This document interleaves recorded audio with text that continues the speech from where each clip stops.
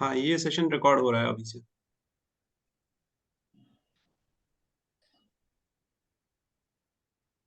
तो हमने जैसे पहले डिस्कस किया था दैट एग्जाम हॉल से घुसने से पहले आप तीन चीज डेफिनेटली कर लें।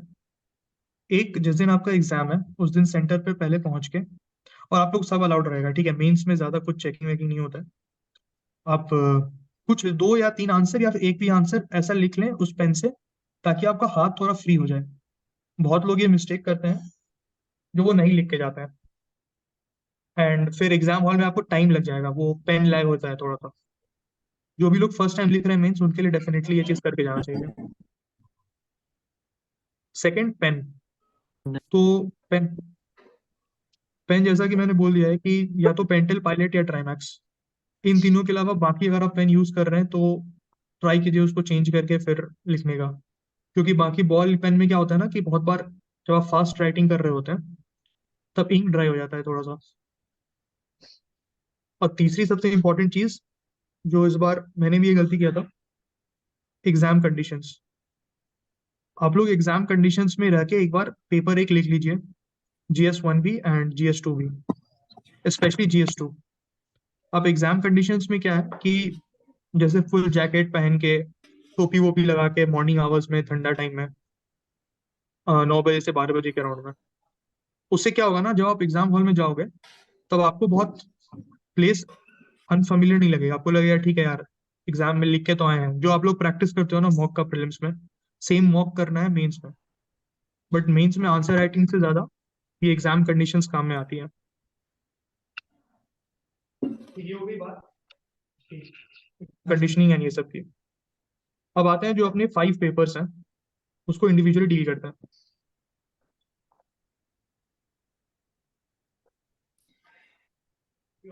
या फिर कुछ भी ऑप्शन और हिंदी, फोकस नहीं होता है इस पे, बट जस्ट कॉशियस रहिएगा। इसकी एक स्ट्रैटेजी होती है हिंदी पेपर लिखने की। जब आप हिंदी पेपर अटेम्प्ट कर रहे हैं तो सबसे पहले आप ट्राई कीजिए ग्रामर पोर्शन करने का। ग्रामर पोर्शन करने से क्या होता है कि आपको कॉन्फिडेंस भी मिल जाएगा, और बहुत जल्दी होता है वो, ऑब्जेक्टिव वाइज में बहुत जल्दी होता है। टाइम तो आप लोग को भरपूर मिलेगा अगर आपका कोई भी ऑप्शनल पेपर है या फिर हिंदी पेपर में। तो हिंदी पेपर में सबसे पहले आप ग्रामर कीजिएगा। माहौल के लिए उसके बाद उसमें आता है एक प्रेसे का टॉपिक, जिसमें आपको समरी लिखना होता है, तो वो समरी कर सकते हैं। तो ग्रामर, फिर समरी,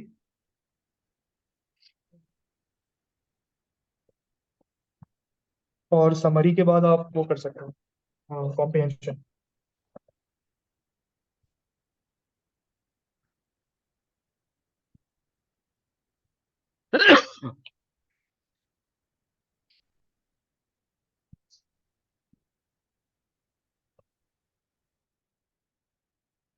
इसके बाद आप लोग ऐसे लिख लीजिए, या फिर जो भी आपको लिखना है वो आप लिख सकते हैं ऐसे, या फिर कुछ भी।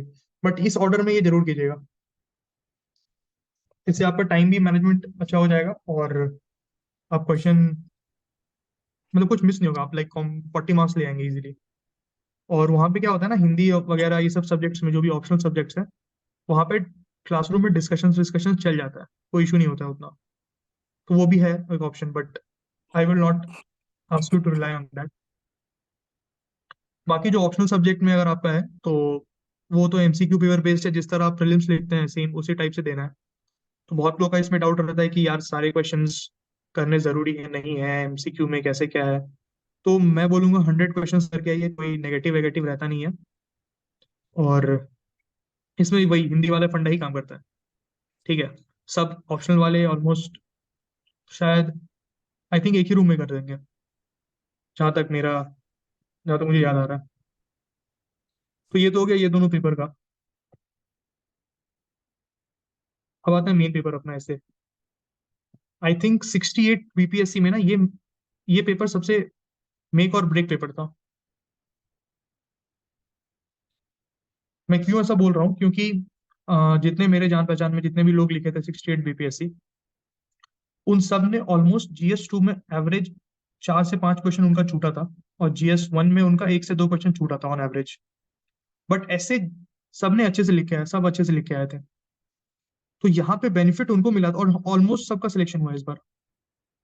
तो ऐसा मेरा मानना है कि इस पर्टिकुलर पेपर में आप बहुत स्ट्रेटेजिकली डील कीजिएगा। यहाँ तक मैं क्लियर हूँ ना?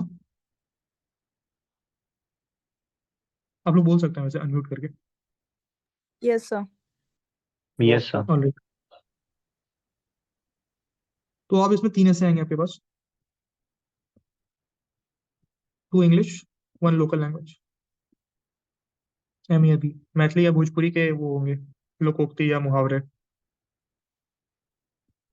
तो अब देखिए होता क्या है ना, जिस दिन जब आपका ऐसे पेपर होगा तब जस्ट 5-10 मिनट पहले हर एग्जाम से पहले आपको क्वेश्चन पेपर मिल जाएगा।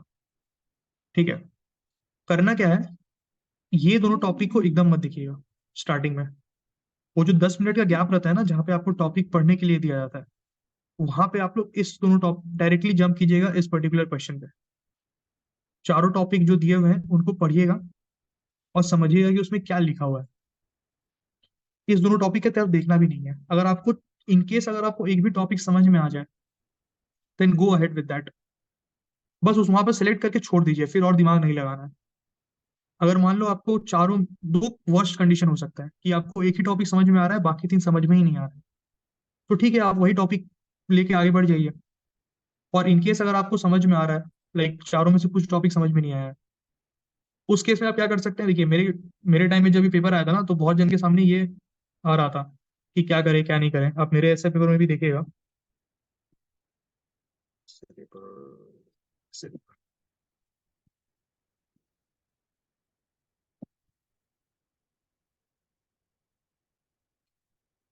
तो अब देखिए ये 4 टॉपिक था यहाँ पे। धर्म के बिना विज्ञान आनर्स है, नांगर्च है, विज्ञान के बिना धर्म आनर्स है।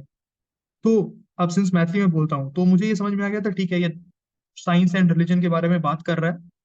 तो यहाँ से मुझे क्लियर था, बाकी 3 टॉपिक मुझे समझ में ही नहीं आया था।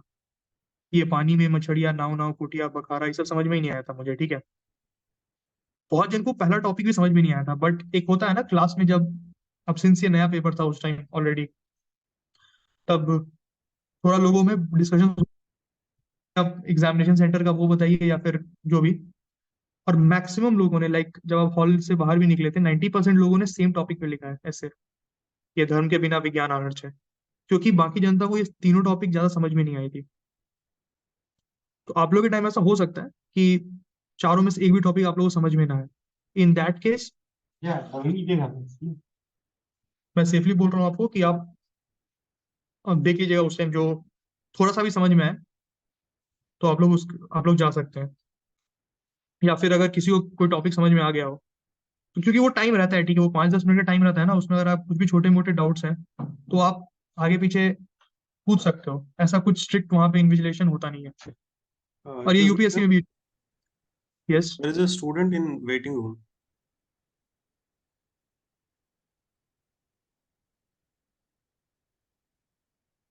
अभिषेक, हाँ।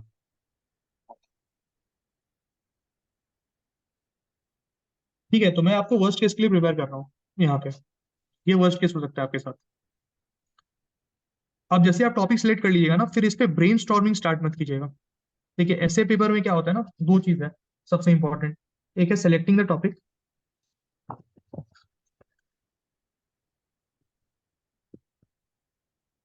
और दूसरा है ब्रेन स्टॉर्मिंग।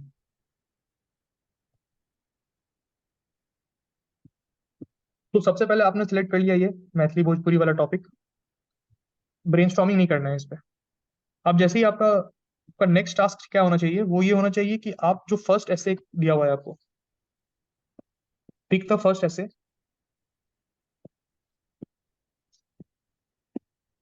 And brainstorm.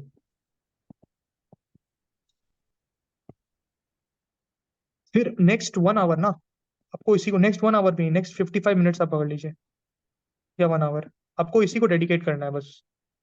अब देख रहे हैं मैंने इस पे सेकंड, मैंने अपने दिमाग में सेकंड जो टॉपिक दिया हुआ है ऐसे का सेकंड जो कुछ सेक्शन होता है उसमें मैं गया ही नहीं हूँ अभी तक। और मैं यहाँ पे जस्ट फर्स्ट ऐसे पिक किया हूँ और उस पर ब्रेनस्टॉर्म करना स्टार्ट किया हूँ। अब इस 1 आवर को आप डिवाइड कीजिए 45 minutes for writing and 15 minutes for points, या ब्रेनस्टॉर्म जिसको हम लोग बोलते हैं।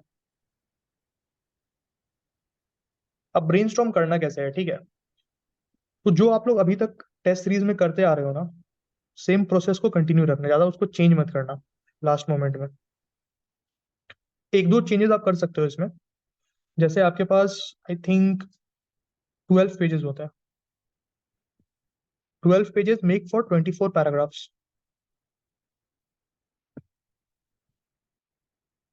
एक्चुअली ये स्ट्रैटेजी जो है ऐसे राइटिंग का, ये विक्रम ग्रेवाल सर हैं। IAS 2018 में रैंक 51 आई थी, और अभी तक US UPSC में हाईएस्ट मार्क्स है उनके 161। और उनका ये स्ट्रैटेजी खुद हार्वर्ड एसए से इंस्पायर्ड है। तो आप लोग इसी स्टाइल में लिखना है इसे। 12 पेजेस है आपके पास, उसमें 24 पैराग्राफ्स है, ठीक है। अब क्या करना है, 24 पैराग्राफ्स में 4 फॉर इंट्रो, 16 फॉर बॉडी,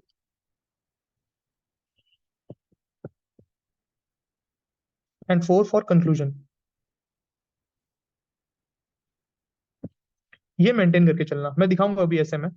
मेरा फर्स्ट ऐसे में ये हो पाया था, सेकंड ऐसे में कुछ हद तक हो पाया था, थर्ड के लिए मेरे पास उतना टाइम नहीं बचा था कि मैं इस फॉर्मेट में जा सकूं। आप लोगों के साथ भी सेम होगा, इसीलिए स्ट्रिक्टली टाइम मेंटेन करके चलिएगा, ये 1 आवर का स्लॉट।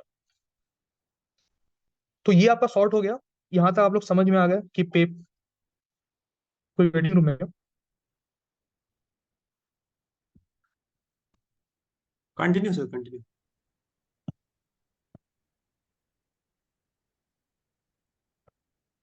तो यहाँ तक क्लियर है ना। अब ये कैसे आया 12 पेज 24 पैराग्राफ? इसका मतलब हो रहा है एक पेज में आपका 2 पैराग्राफ एंड होना चाहिए। पैराग्राफ अगर नेक्स्ट पेज में फ्लो हो भी रहा है तो ट्राई कीजिए उसको 1 या 2 लाइन में खत्म करने का।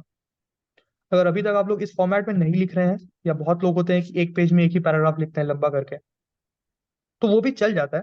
बट दिस इज लाइक थोड़ा स्टैंडर्डाइज कर देता है आपका ऐसे का लुक, अच्छा कर देता है। वो जो स्ट्रक्चर या बॉडी जिसको बोलते हैं ना आप लोग स्ट्रक्चरिंग, वो थोड़ा स्ट्रक्चर बढ़िया कर देता है। तो ये आता है आपका पहला चीज। दूसरा चीज, हेडिंग देना है या नहीं देना है। हेडिंग यस या नो। देखो इसमें क्या है ना, ये सब्जेक्टिव है।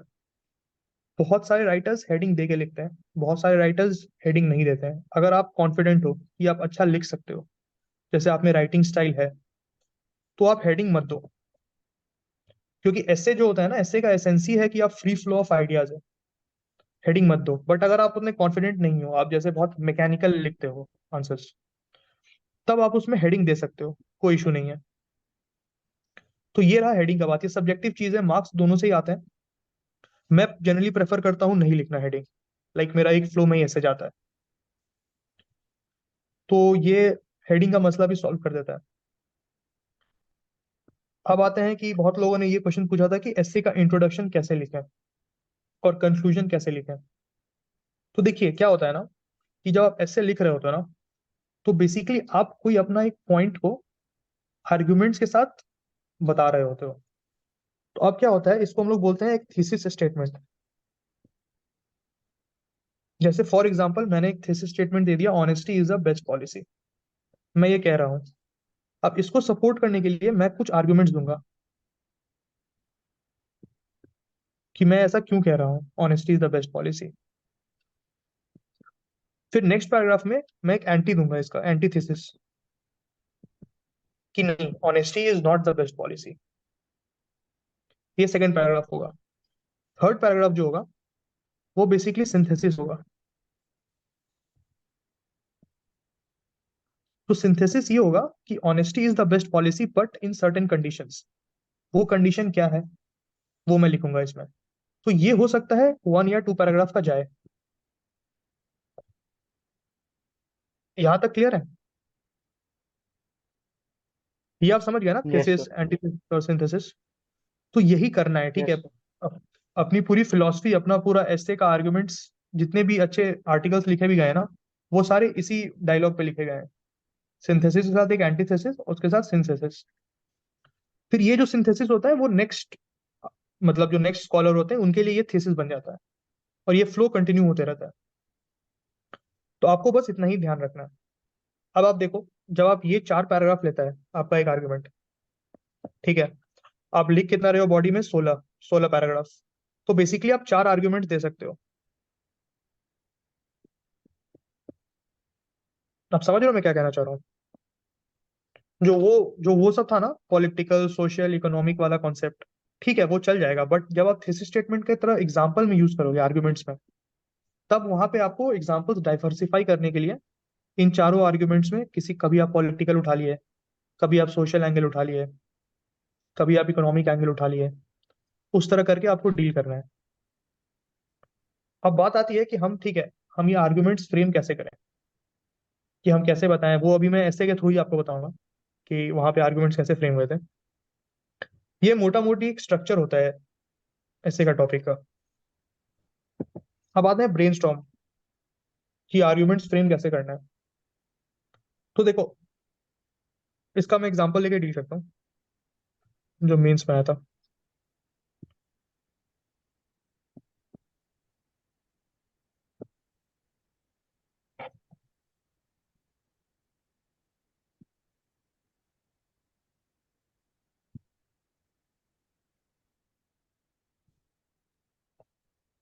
तो जैसे फर्स्ट ऐसे था ना, forest creates its own trees, it does not wait for people to throw seeds. चलो आप लोग बताओ कि इसे आप लोग क्या समझे हो फर्स्ट इंस्टेंस में पढ़ के ये चीज। Anyone can volunteer.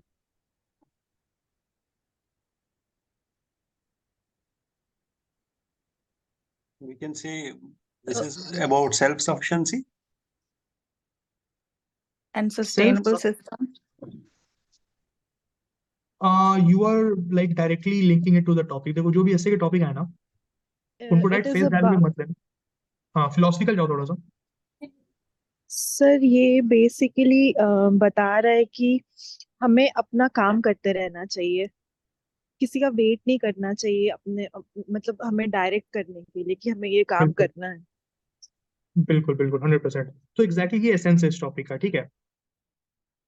तो अब क्या हो रहा है ना कि जब आप ब्रेनस्टॉर्म कर रहे हो यहाँ पे इस टॉपिक को लेके, तब देखो ब्रेनस्टॉर्म मैंने ऐसे किया था इस पूरी चीज को यहाँ पे, कि ठीक है फॉरेस्ट है तो फॉरेस्ट का मतलब लोग हुआ, सीड क्या है, ट्रीज क्या है, अपॉर्चुनिटीज है। फिर ये सब एग्जाम्पल जो मैं वहां पे लिख के आया हूँ, वो सब एग्जाम्पल को जस्ट मैंने यहाँ पे छोटे मोटे करके हाईलाइट किए थे। फिर मुझे लग रहा था कि यार ये थोड़ा दिक्कत हो जाएगा पेज पलटने में, तो फिर मैं ब्रेनस्टॉर्मिंग स्विच कर गया क्वेश्चन पेपर में। तो आप लोग भी एग्जैक्टली यही चीज करना, ब्रेनस्टॉर्मिंग पीछे मत करना ये स्पेस फॉर रफ वर्क में, वो क्वेश्चन पेपर के वहीं पे करना। नहीं तो क्या होगा, जब आप लोग लिख रहे होगे ना, तो बार बार पलटना पड़ रहा होगा, ठीक है, अननेसेसरी टाइम वेस्ट होगा।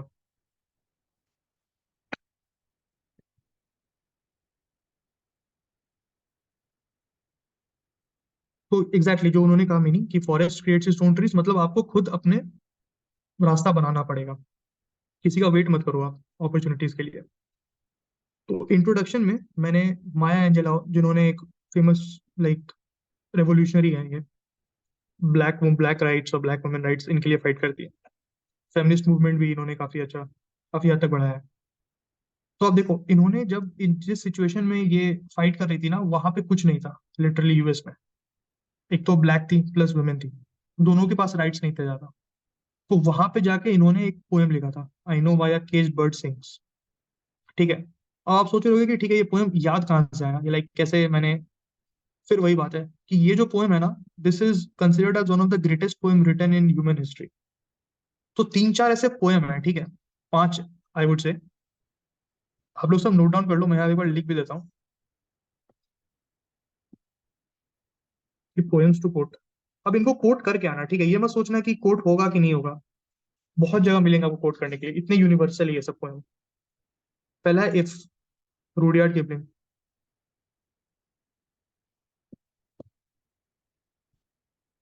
ये पोएम पढ़ना, और इसके यूट्यूब पे एक वीडियो है, लाइक मैं चैनल का नाम भूल रहा हूँ, जिन्होंने इसका फिलोसफिकल मीनिंग एक्सप्लेन किया है, if you can keep your head high ऐसा करके। दूसरा एक है रोड नॉट टेकन,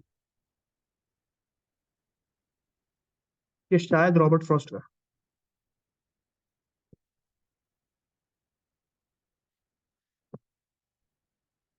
और इसके पैरेलल हिंदी में भी है, लाइक रामधारी सिंह दिनकर, क्योंकि मेरे एक दोस्त था वो इस पे काम कर रहा था, लाइक हम लोग दोनों एक साथ बैठ के, तो वो इसके पैरेलल जो पोएम्स हिंदी में लिखे हुए हैं स्पेशली दिनकर के और सुभद्रा कुमारी चौहान के, तो वो पोएम्स हैं अवेलेबल।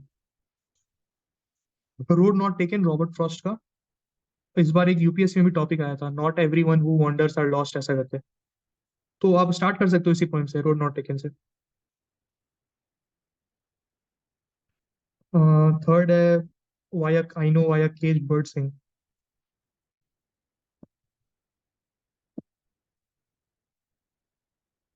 ये माया एंजेलो का। एक है वो रविन्द्रनाथ टैगोर का। उस पोएम का नाम याद आ रहा है क्या किसी को? Where mind is Freedom? without fear. क्या? हाँ, where mind without fear, exactly, where mind without fear. तो ये चार, या एक इसमें एक वो भी है कि I know via Maya Angelou का ही एक पोएम है, उसका मैं अभी नाम just, from the huts of history shame, ऐसा कुछ नाम है उसका, मतलब पोएम का लाइंस है, from the huts of history shame I rise.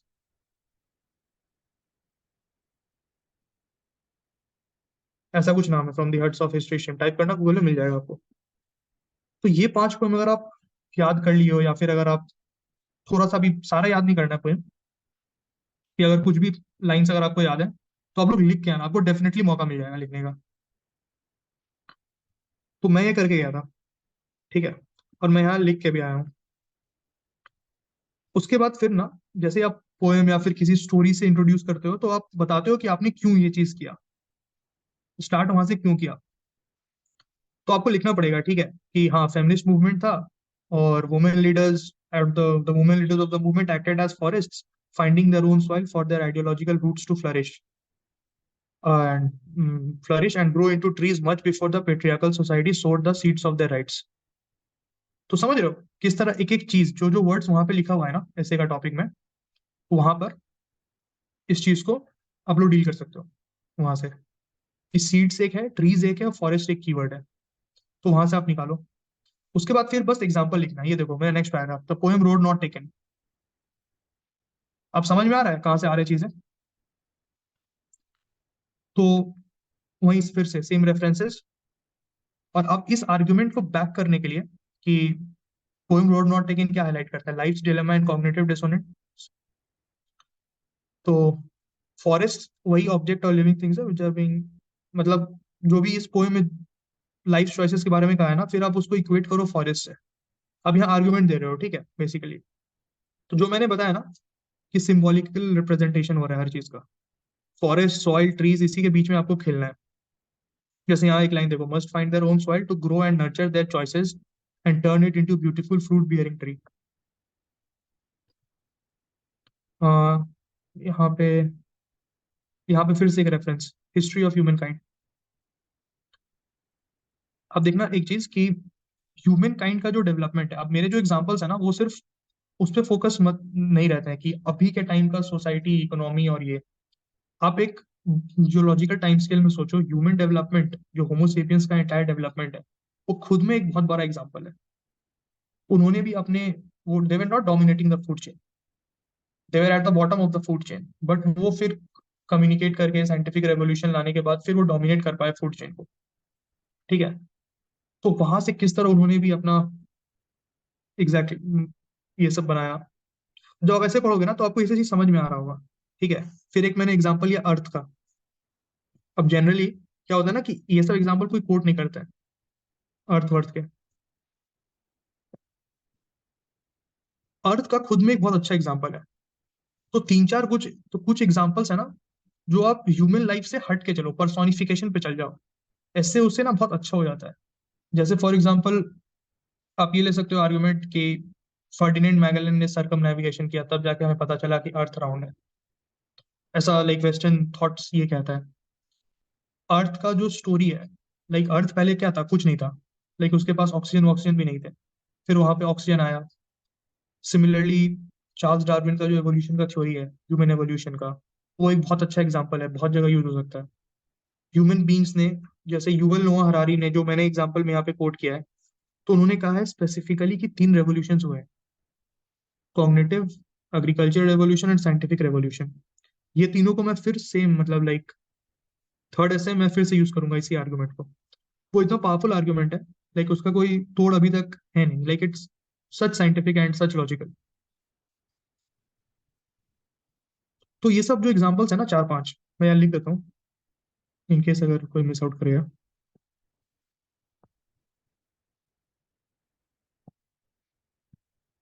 Examples to coat: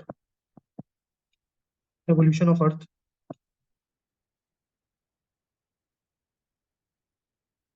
मतलब ये बिग बैंग से ये सब पूरा, अर्थ ने भी तो फाइट किया ना यार अपना वे, वहां से ऑक्सीजन बना, हाइड्रोजन हीलियम से ऑक्सीजन बना, फिर वहां से लाइफ आया। अब सोच के देखो जस्ट कितना अच्छा चीज है ये। दूसरा, हिस्ट्री ऑफ ह्यूमन काइंड।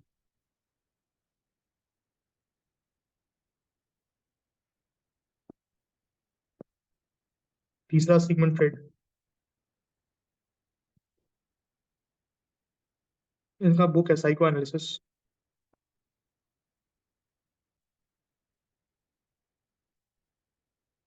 अगर हो सके ना तो इस बुक का एक बार समरी पढ़ लेना, बहुत जगह कोट कर सकते हो इस बुक को, बहुत अच्छी बुक भी है। मैगेलन, मैगेलन सरगम नेविगेशन।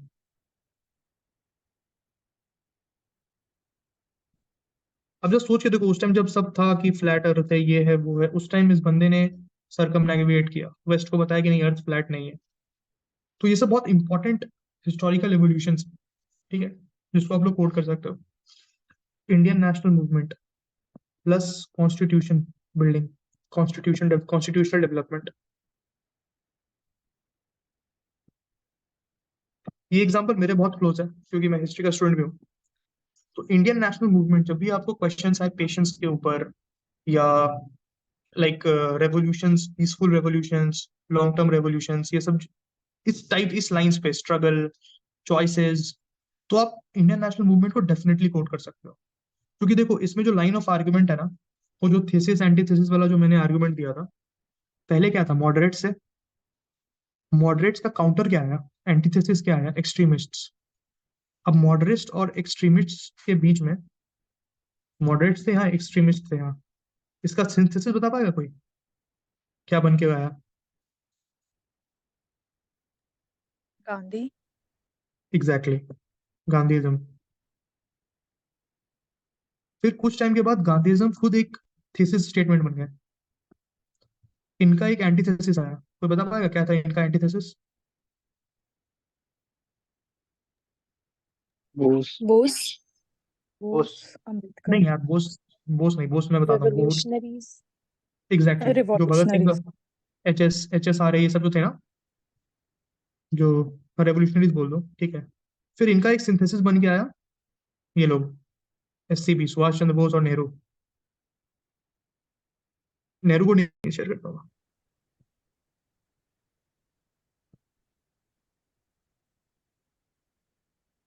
तो सब लोग फॉलो कर पा रहे हैं ना अभी तक? यस। हाँ, तो बस ये सारे, ये 5 एग्जांपल्स ना भी आप लोग ध्यान में रखना, ठीक है, कहाँ कहाँ कोड करना है इसको। तो जब आपके मन में ये रहेगा ना कि हाँ ये एग्जांपल्स मेरा प्रिपेयर्ड है, तब जैसे ही आप टॉपिक देखोगे आप वहां पे ढूंढोगे कि कहाँ इसको फिट करें। नहीं तो नॉर्मल क्या होता है ना, एग्जाम हॉल में आप सोचते हो कि यार क्या लिखे हैं यहाँ पे। तो मैं फिर से रिपीट कर रहा हूँ, mains exam is not about how much you know, it's always about how well you are prepared. आपके पास कंटेंट रेडी होना चाहिए, आपको बस फिल करके आना है वहां पे। तो आते हैं इस टॉपिक पे।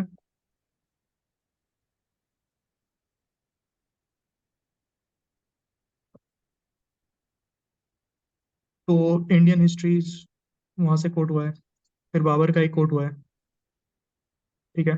तो आप देख रहे हो इंडियन फ्रीडम स्ट्रगल वहां पे। फिर आप देखना ये declaration of 2023 as the year of millets, ये भी मैंने यूज किया है यहाँ पे। ये भी मैं सोच के आया था कि हाँ ठीक है, कहीं ना कहीं मिलेट्स का ईयर लिखूंगा। उसके बाद फिर मिल गया मुझे एक अपॉर्चुनिटी कि ठीक है इस चीज को लिखना है। तो आप देखो मिलेट्स ने भी ना अपना रूट्स खोजा है, अगर आप लोग टेक्निकली सोचो, ठीक है। तो वहां मैंने एग्जैक्टली सेम चीज को लिखा है, आप पर्सोनिफाई करो मिलेट्स को, और मिलेट्स भी एक पर्सन है, तो वो कितने हार्श कंडीशन में ग्रो होता है, बट उस हार्श कंडीशन में ग्रो होने के बाद भी वो सबसे ज्यादा न्यूट्रिशियस और हेल्दी माना गया है, ठीक है।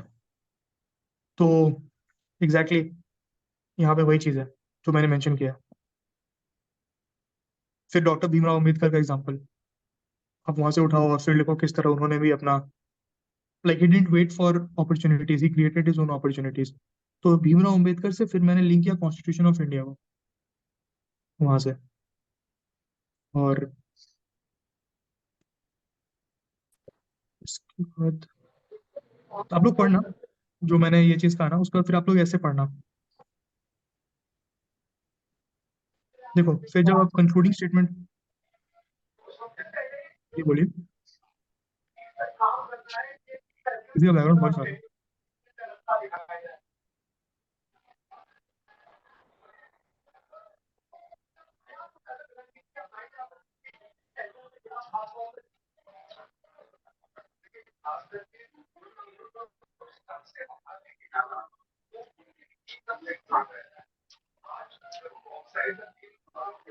तो शायद आपका बैकग्राउंड वॉइस आ रहा है।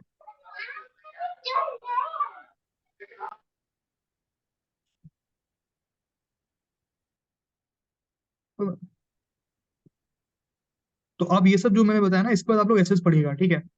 फिर वहां पे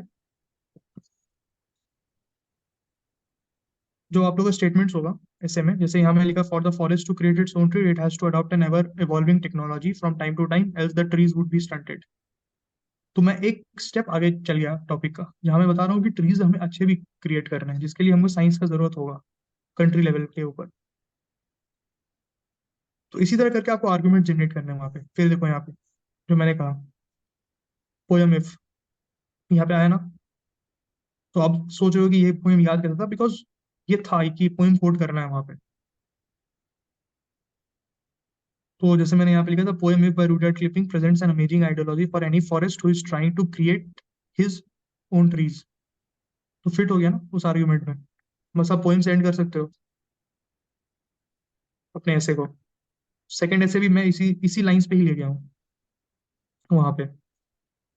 तो बेसिकली जब आप ऐसे पढ़ोगे आप, तो आपको समझ में आएगा कि हाँ चीजें कैसे बिल्डअप हो रही हैं। ये Sir, हो गया there is body. someone in this waiting room.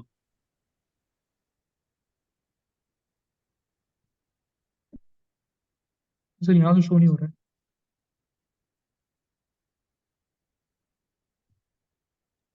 Okay, sir. छोड़ दीजिए।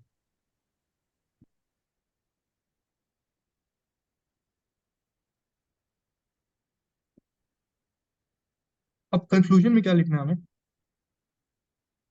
तो इंट्रो और बॉडी क्लियर है ना सबका?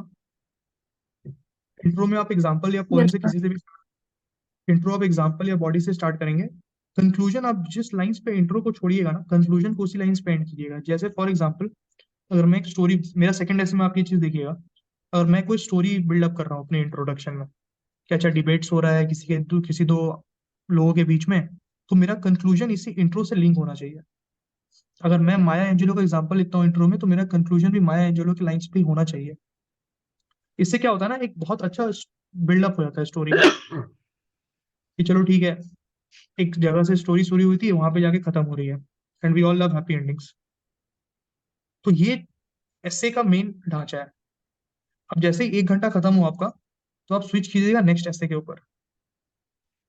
लाइक इवन इफ दिस ऐसे हैज लाइक कंक्लूजन बचा हुआ है या कुछ भी बचा हुआ है, तो आप उसको वहां पे छोड़ दीजिएगा एट दैट पॉइंट। क्योंकि सेकंड ऐसे में आपको टॉपिक सेलेक्ट भी करना है, फिर ब्रेनस्टॉर्म भी करना है। तो सेकंड ऐसे होता है थोड़ा डाइसी। मैंने ये गलती किया था, मेरा फर्स्ट ऐसे में 1 आवर से थोड़ा ज्यादा लग गया था, लाइक 2-3 मिनट जो भी, बट मैं वहां छोड़ के आया था उसको। सेकंड ऐसे में मुझे ब्रेनस्टॉर्म करने में थोड़ा टाइम लग गया था, like more than 15, around 20 minutes लग गए थे। तो उसे कंप्लीट करते करते already 2 hours 10 minutes had passed. मुझे लगा 10 मिनट कितना ही फैक्टर होगा, बट इसका इफेक्ट आप देखोगे मेरे थर्ड ऐसे में। मेरा थर्ड ऐसे था, इसमें मेरे पास बहुत अच्छे आर्ग्यूमेंट्स भी प्रिपेयर्ड थे, ठीक है, बट यहाँ मैंने एक बहुत बड़ा गलती कर दिया था, जिस कारण आप देखना इतने सारे पेज रह गए। एक एक दो तीन चार, 4 पेज रह गए। और कंक्लूजन ही बहुत एब्रप्ट है इसका। फास्टिंग के बारे में लिखा है, उसके बाद फटाक से कंक्लूड करना पड़ गया, the science and religion is deeply ingrained in a society. मतलब बहुत फास्टली लिखा गया है। ये लास्ट का जब पेपर कलेक्ट करने वो मैम आ रही थी, उस टाइम मैंने ये लिखा है। तो 3-4 आर्ग्यूमेंट मैंने रह गए ऐसे ही इस एस्से में, थर्ड एस्से में। तो ये गलती आप लोग मत करना। सेकंड ऐसे डिसाइड करना कि कौन सा लिखना है, इंग्लिश वाला लिखना है या फिर ये मैथिली भोजपुरी वाला लिखना है। अगर टॉपिक समझ में आ गया मैथिली भोजपुरी का सेकंड ऐसे से बहुत better, then definitely go for it. But ये ध्यान रखना यहाँ पे। तो एसए में बेसिकली इतना ही था, टाइमिंग का फैक्टर रखना, स्ट्रिक्ट 1 आवर वाला, बाकी सब हो जाएगा ठीक से। और ये जो मैंने कहा ना बॉडी पे थोड़ा काम कर लेना, लाइक एसए के कॉपीज मेरे ऑलरेडी पड़े हुए हैं वहाँ पे 3 तो उसमें आर्ग्यूमेंट्स अच्छे खासे हैं। और ग्रुप में मैं, या फिर अगर आप लोगों के पास टाइम मिले तो विक्रम ग्रेवाल सर के एसेस पढ़ लेना। विक्रम ग्रेवाल, इनके 6 एसेज हैं यूपीएससी में, और 12 एसेज है, सॉरी 6 कॉपीज है। तो ये बस पढ़ लेना यहाँ से, ठीक है। पहले क्या करना, लाइक ऐसे पढ़ते कैसे हैं आप उसका भी मैं बताता हूँ। जैसे अगर आपके पास टॉपिक आया, तो जो ब्रेन स्टॉर्मिंग का टाइम है ना, 15-20 मिनट या 25 मिनट, वो आप ब्रेन स्टॉर्म करना। आप सोचना कि अगर आपके पास ये टॉपिक आता है तो आप कैसे लिखोगे इस टॉपिक के ऊपर, वही लाइक 20 पैराग्राफ सोच लेना क्या लिखोगे आप। उसके बाद फिर जाके ऐसे पढ़ना, और फिर जहाँ पे आप ब्रेन स्टॉर्म किए हो वहां पे पॉइंट्स ऐड करना। इससे आपका देखना बहुत अच्छा टेंडेंसी होगा, क्योंकि इनसे अच्छा ऐसे ना किसी ने लिखा नहीं है अभी तक यूपीएससी में। मतलब ये मेरा ओपिनियन है, हो सकता है बायस्ड हो थोड़ा, बट मस्ट रीड एसेज है, 161 मार्क्स है इनके। तो ऐसे आप यही कंक्लूड करते हैं, फिर नेक्स्ट पेपर में स्विच करते हैं। किसी को कोई डाउट ऐसे में? और नो सर। क्लियर है ना सब?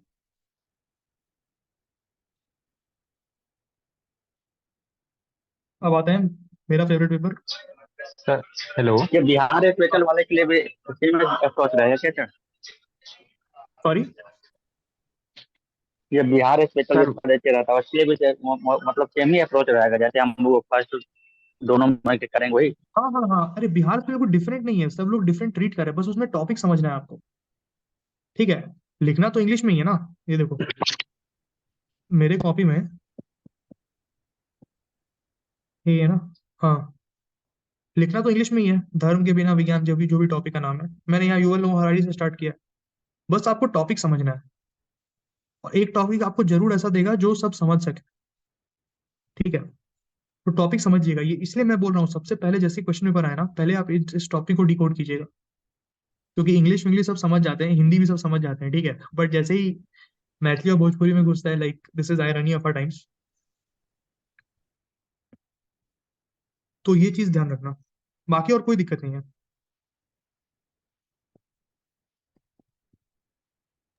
सर और सर आपने ये क्या हैंडराइटिंग कितना मैटर करता है? जैसे जैसे जैसे ये क्वेश्चन अगर पूरा करना चाहते हैं तो मतलब लास्ट का 2-3 क्वेश्चन है, इवन मोर देन दैट, मतलब हैंडराइटिंग थोड़ा खराब हो जाता है, तो हमको रिमार्क में मिलता है कि you must have to write in the legible handwriting. You should write in legible handwriting. अगर नहीं लिख रहे हो, देखो इस बार एक शशि रैंक एमयू ही है इस बार 67th में, उनका हैंडराइटिंग बहुत खराब है, ठीक है, बट उनको नंबर आए हैं। तो ऐसा नहीं है कि खराब नंबर को जीरो ही नंबर मार्क्स मिलता है, बट डेफिनेटली अगर आप एक अच्छा हैंडराइटिंग पॉजिटिव वाइब तो देता ही है। आप खुद देख लो ना, अगर आपको एक खराब कॉपी मिलता है तो हो सकता है वो 10 नंबर फेच कर रहा हो, बट इन मतलब 10 नंबर मिलना चाहिए उसको तो 9 नंबर मिल जाएगा, 1-2 नंबर। बट वही है ना, सब्जेक्टिव चीज है, इस पे कोई कॉन्क्रीट कुछ बोल नहीं सकता।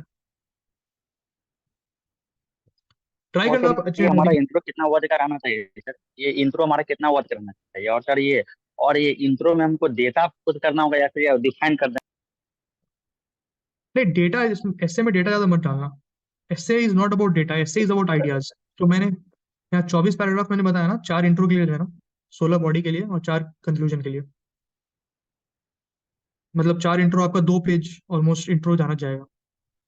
देखो इंट्रो क्या है ना, इंट्रो बॉडी डिवाइड नहीं होता ऐसे में, ठीक है। अब जब आप भूमिका बांधते हो ऐसे का, कि आप ऐसे कैसे स्टार्ट करो, तो एक पैराग्राफ हो सकता है आपका पोएम ले ले, या आपका स्टोरी ले ले 2 पैराग्राफ, जो भी आप, जिससे भी आप इंट्रो स्टार्ट करना चाहते हो। डेटा वेटा थोड़ा कम डालना, डेटा जनरली रिवॉर्ड नहीं होता है ऐसे में। आइडियाज पे ज्यादा बात करना। अब आते हैं जीएस अ, पॉइंट पे। सर आपने जो बोल, अभी बोला था कि ब्रेनस्टॉर्मिंग वाले जो पॉइंट्स है, अब लास्ट पेज पे नहीं लिख करके उसके बजाय कहाँ पे लिखना था आपने बताया? क्वेश्चन पेपर पे। क्वेश्चन पेपर पे, ओके। हम्म। पीछे लिखने का मतलब क्या होता है ना, फिर वही टाइम वेस्ट होगा। Hello sir. हम्म। सर ये क्वेश्चन पूछिए। पेपर पे लिखने पे कोई ऑब्जेक्शन क्रिएट नहीं करते हैं एग्जामिनर? अरे कोई ऑब्जेक्शन कुछ नहीं होता है, आराम से लिखो। कोई ऑब्जेक्शन क्रिएट करेगा पेपर बोल लिख देना कि के मैम। ऊपर ना लिखें। क्या क्या? कई बार ये वो ऑब्जेक्ट करते हैं ना कि क्वेश्चन के ऊपर आप कुछ ना लिखें। लाइक मैंने ऐसे फेस तो नहीं है नहीं ना? किया है, और ऑब्जेक्ट नहीं करते हैं, मतलब मेंस में उतना स्ट्रिक्ट इन्विजिलेशन नहीं होता है, क्योंकि अभी आपको लग रहा है ना कि ऑब्जेक्ट करेंगे, आपके पास टाइम ही नहीं होगा कि ये करे। ओके, और थैंक यू। क्वेश्चन पेपर पे ही लिखना, मतलब वो बेटर होता है, नहीं तो फिर आप पेज पलटते यस रहोगे सर, ना बार दोनों बार, चीज फ्लो है। टूटता है। हाँ, ये तो इश्यू होता है कि बार बार वो पेज को पीछे जाना पड़ता है, एग्जैक्टली उससे फ्लो एग्जैक्टली, थोड़ा वो टूटता है। बहुत बड़ा इशू है वो। और सुबह में लिख रहे होगे आप लोग, चाहिए नहीं ऐसे पेपर सेकंड हाफ में या फर्स्ट हाफ में इस बार? हाँ सर, ये तो फर्स्ट सेशन नहीं है, मतलब हम्म लास्ट फोर्थ डे है। तब आप लोग मेंटली प्रिपेयर्ड हो जाओगे। फिर फर्स्ट डे जो एग्जाम है ना, GS1 है क्या पहला दिन? पहला दिन हिंदी है। हिंदी है हम्म सर। अच्छा, तब तो ठीक है फिर, मतलब ये थोड़ा 11 to 2 का एग्जाम है, कंडीशन 4 दिन का सेशन है। एग्जाम कंडीशन में ढल जाओगे थोड़ा सा फिर। हम लोग का फर्स्ट डे GS1 था, तो उसमें बहुत लोगों को समझ ही नहीं आया कि इतना ठंडा में लिखे कैसे। हाँ, ये ठीक है, GS1 पे आते हैं। इसमें और जो मैंने टाइम लिमिट कहा ना, वो टाइम लिमिट स्ट्रिक्टली एक घड़ी लेके जाना, बड़ा सा, जिसमें डायल वायल हो। ठीक है, और टाइम को हल्का से ब्रीच मत करना, ये नहीं होगा ठीक है 5 मिनट बाद में कवर कर लेंगे, वो कवर नहीं होता है। जहां आपका छूटा वहां पे छोड़ के आगे बढ़ना। GS1 में वही 3 सेक्शन।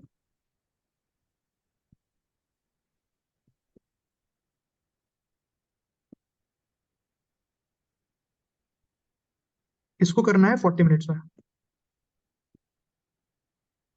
ये अगर 40 मिनट्स में से ज्यादा टाइम ले रहा है, इसका मतलब आप स्लो कर रहे हो और आप अपने मार्क्स कॉम्प्रोमाइज करोगे यहाँ पे। 20 minutes for one DI, 20 minutes for another DI। अब इस पेपर का अप्रोच क्या है, देखो। पेपर आपको मिल जाएगा 10-15 मिनट पहले या 10 मिनट पहले, जो भी। सबसे पहले ना उसमें क्या है ना, इसमें सिलेक्शंस का डेफिनेटली ऑप्शंस है, कुछ कुछ क्वेश्चंस में आपको सिलेक्ट करने को मिलेगा। अवॉइड करना ये सब चीज, स्टार्टिंग में मत करना ये सब कुछ भी। इस क्वेश्चंस को देखना ही मत, हिस्ट्री या करंट अफेयर्स के क्वेश्चंस को स्टार्टिंग में देखना ही मत। डायरेक्ट DI को हिट करना। DI में 4 क्वेश्चन होंगे, 4 में से 2 सेलेक्ट करना है। अब ये सिलेक्शन बहुत मैटर करता है, ठीक है। इस सिलेक्शन की वजह से लास्ट टाइम बहुत लोगों के गलत हुए थे क्वेश्चंस। अब आप सेलेक्ट कैसे करोगे? तो ट्राई करना, लाइक ये मेरा एनालिसिस था। लाइन ग्राफ, जो ऐसे होते हैं ना ग्राफ, इस टाइप के ऐसे ऐसे करके होते हैं, कुछ कुछ पॉइंट्स होता है यहाँ पे। ठीक है, ये क्वेश्चन ट्राई करना अटेम्प्ट करने का। और पाई चार्ट अवॉइड करना। लाइक ये मेरा PSC मेंस का एनालिसिस है। वो पाई चार्ट लगता है ऑन फेस इजी, बट जब आप उसको पेपर में करने जाते हो ना, तो वो टफ हो जाती है। तो अभी तक अगर आप लोग के स्ट्रैटेजी में ये था, जैसे बहुत लोग कंफर्टेबल होते हैं पाई चार्ट में, definitely I can be wrong here, तो जा सकते हैं, बट ये मेरा एनालिसिस है। अगर आपको लाइन ग्राफ मिले तो आप लोग जा सकते हो लाइन ग्राफ की तरफ, डेफिनेटली जाओ। और पाई चार्ट अगर मिलता है, ट्राई करो अवॉइड करने का। क्योंकि on the face of it किसी क्वेश्चन को आप सिलेक्ट करने जाओगे ना, आपको पता नहीं चलेगा कि इसका डेटा कब टफ हो जाए। तो ये दो चीज, लाइक ये 67th मैंने गलती किया था, 68 में मैंने ये गलती नहीं किया था, तो मेरा सिलेक्शन 68 में बहुत अच्छा हुआ था।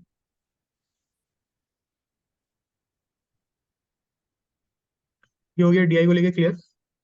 और DI में क्या है ना, कैलकुलेटर बहुत इंपॉर्टेंट है। तो जो भी इंजीनियरिंग बैकग्राउंड के हैं, आप लोग के पास इंजीनियरिंग कैलकुलेटर होगा, ठीक है। हाँ वो वाला, लाइक साइंटिफिक कैलकुलेटर। किसी का रिक्वेस्ट है शायद।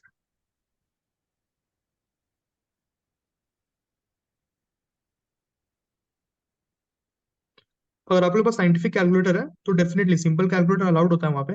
बट लाइक 67th में मुझे रोक दिया गया था वहाँ पे साइंटिफिक कैलकुलेटर ले जाने से। बट 68 में नहीं रोका था। तो 68 में मेरे रूम में काफी लोग थे जो साइंटिफिक कैलकुलेटर लेके बैठे थे।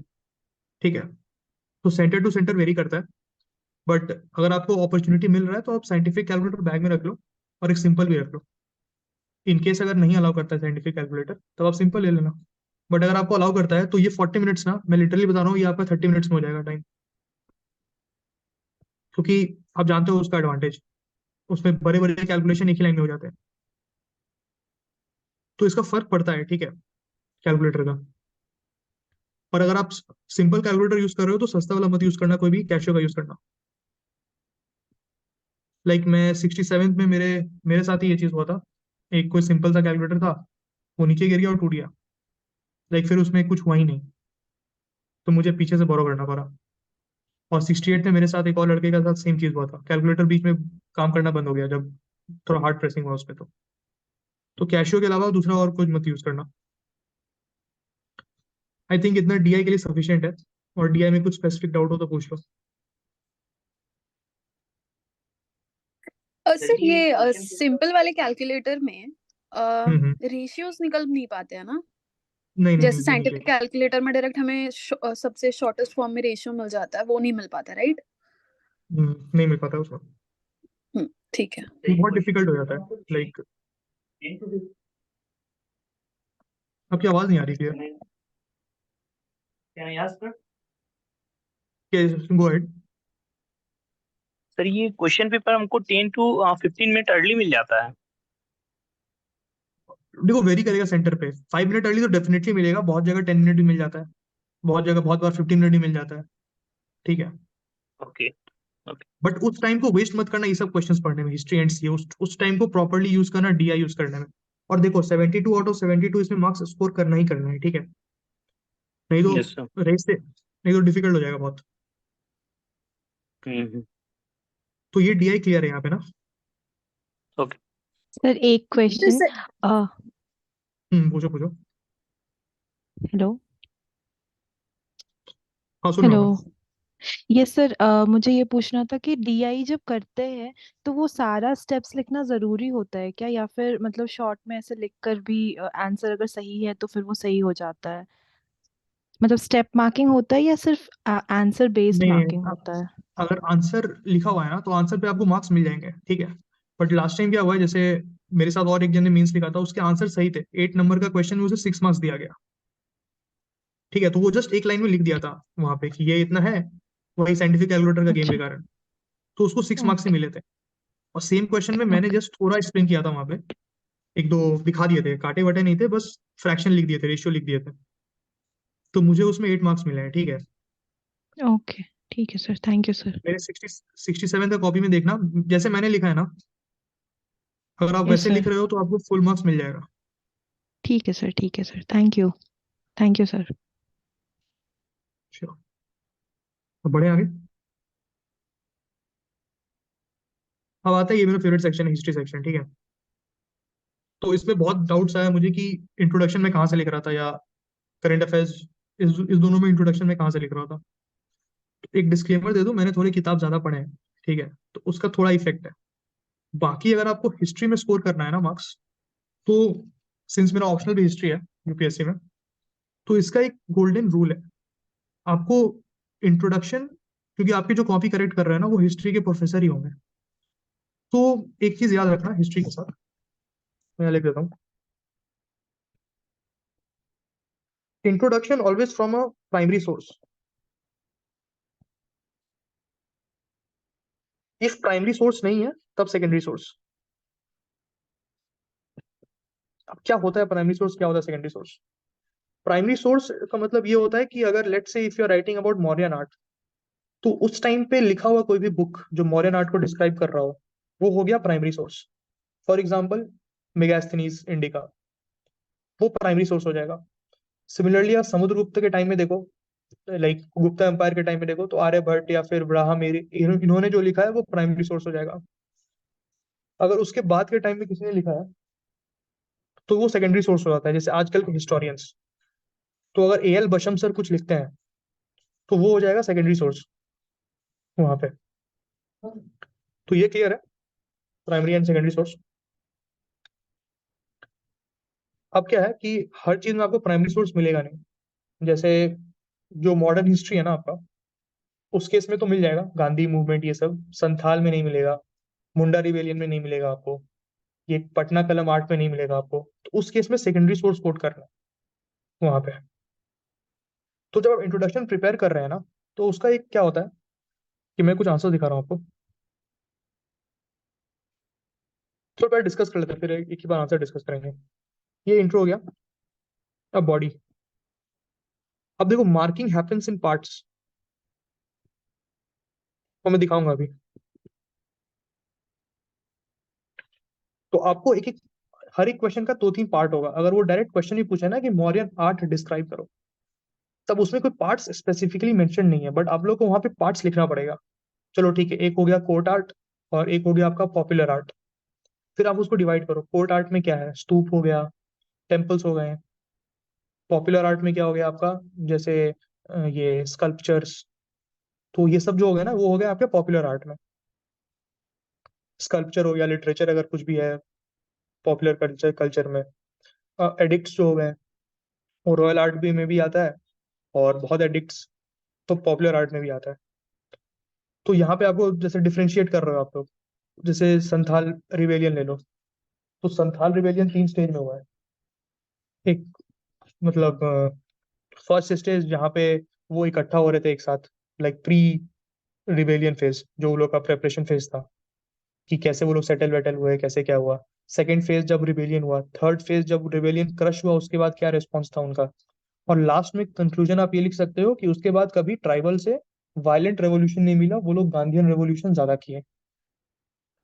तो आप समझ रहे हो ना, आप डिवाइड कर रहे हो उसको पार्ट्स में। तो कोई भी हिस्ट्री का आंसर को हमेशा पार्ट्स में डिवाइड करके आंसर करना। This is true for 38 marks.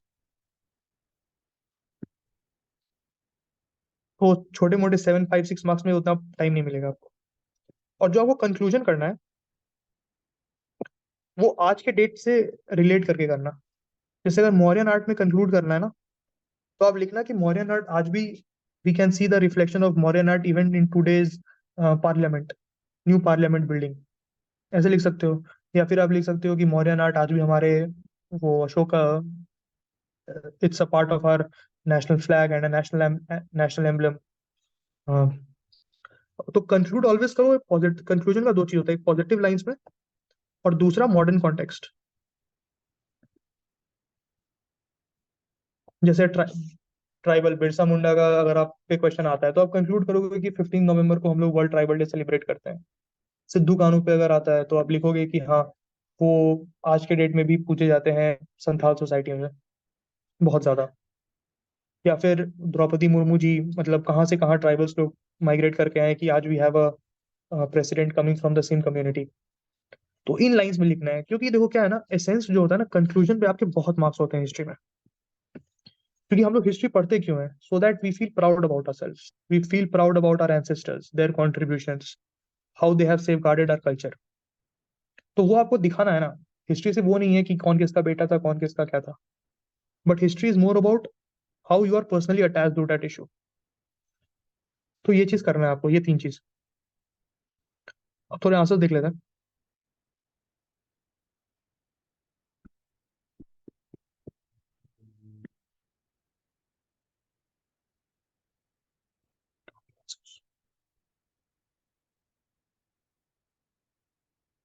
ये तो 68 का क्वेश्चन था। तो जस्ट 68 में तो शॉर्ट क्वेश्चन रहते हैं हमारे। Government of India act 1858। Normally सब स्टार्ट करता है डायरेक्टली लिखना, बट वहां पे आप एक हिस्टोरिकल रेफरेंस दो। प्राइमरी सोर्स उस टाइम कौन था, दामोदर सावरकर थे। क्या?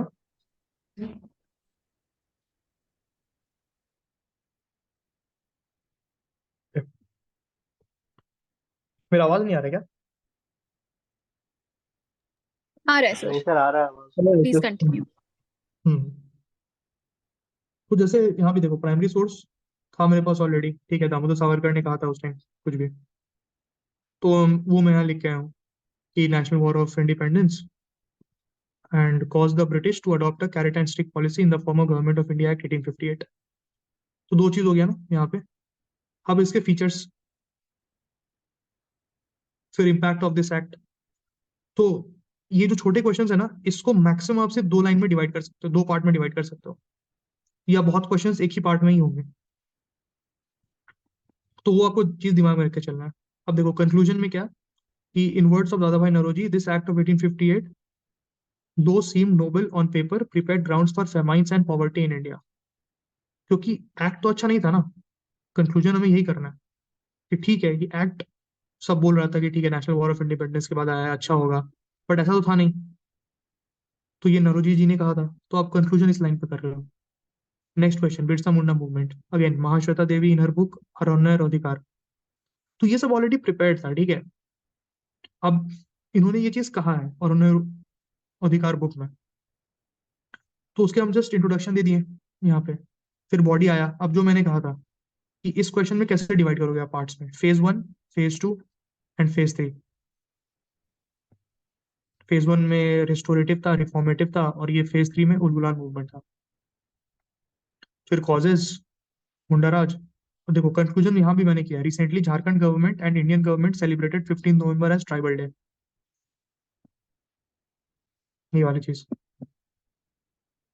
तो इस पे क्यों नहीं मार्क्स मिलेंगे यार, आप खुद बताओ। जैसे इंडिगो रिवोल्ट, फिर से देखो सेम चीज, प्राइमरी सोर्स दीनबंधु मित्रा, उन्होंने उस टाइम लिखा था नील दर्पण बुक। फिर आप देखो इस चीज में क्या हो, जब भी रिवोल्ट अगर पूछे आपसे तो आप क्या लिख सकते हो, कॉजेज लिख सकते हो और इम्पैक्ट लिख सकते हो। वही दोनों चीज लिखा मैंने, कॉजेज, कोर्स ऑफ एक्शन और इम्पैक्ट। अगेन कंक्लूजन देखो, the Champaran event also established Gandhi ji as a national leader and brought forward his mystic character. ये एरिक एरिक्सन ने कहा था। ये long lasting impact Champaran movement का, कि गांधी जी बन गए हमारे फ्रीडम मूवमेंट के hero. I guess Chandan has something to say. I guess he has raised his hand. Chandan, आप unmute करके पूछ लीजिए. Yes, sir. I want to ask that can we write in the intro the current events which are related to the history? For example, Will that, uh, like you told for the Mauryan, that new parliament building has the Ashok Stambh on the top of the building. So can we start from there itself in the intro? no. Intro always from a source, primary or a secondary source.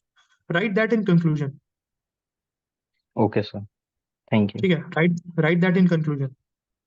अब देखो, जैसे ये पटना कलम painting है ना, तो art historian NM Deshpande sir. अब ये जो एनएम देशपांडे सर है ना, इन्होंने हर एक पेंटिंग, हर एक डांस फॉर्म पे कमेंट्री दिए हुए हैं।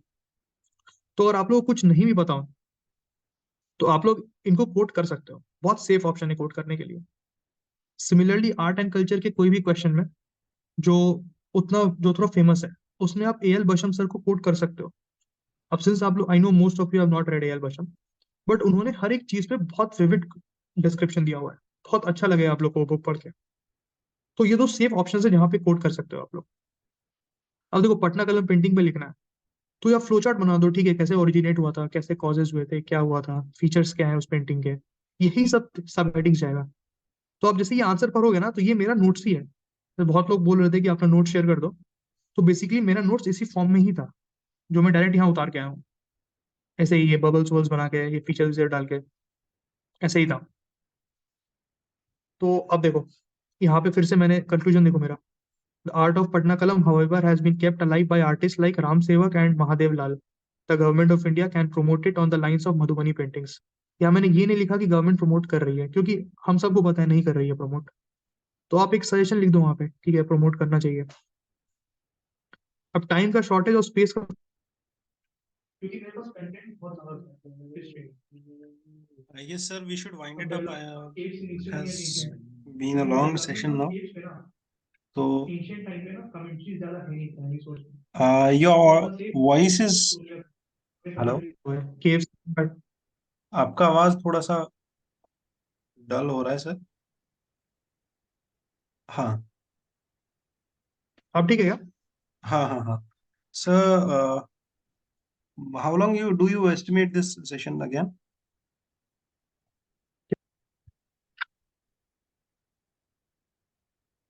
Sorry, can come again? Hello. मैं कंटिन्यू करूं? हाँ आप कंटिन्यू कीजिए। मैं सर बस इतना पूछ रहा था, how much will it take more?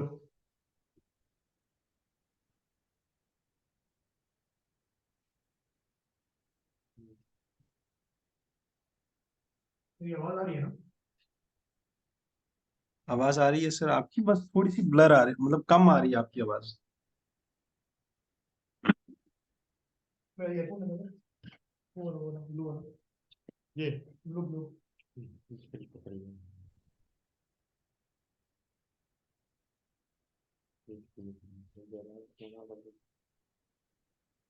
मेरी आवाज आ रही है?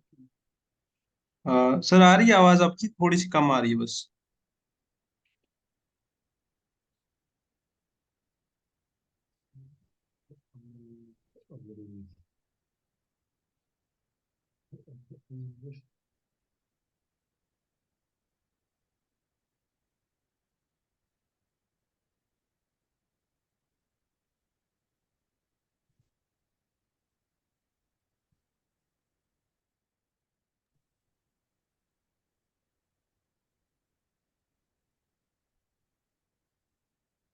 मेरी आवाज आ रही है क्या? हाँ हाँ सर।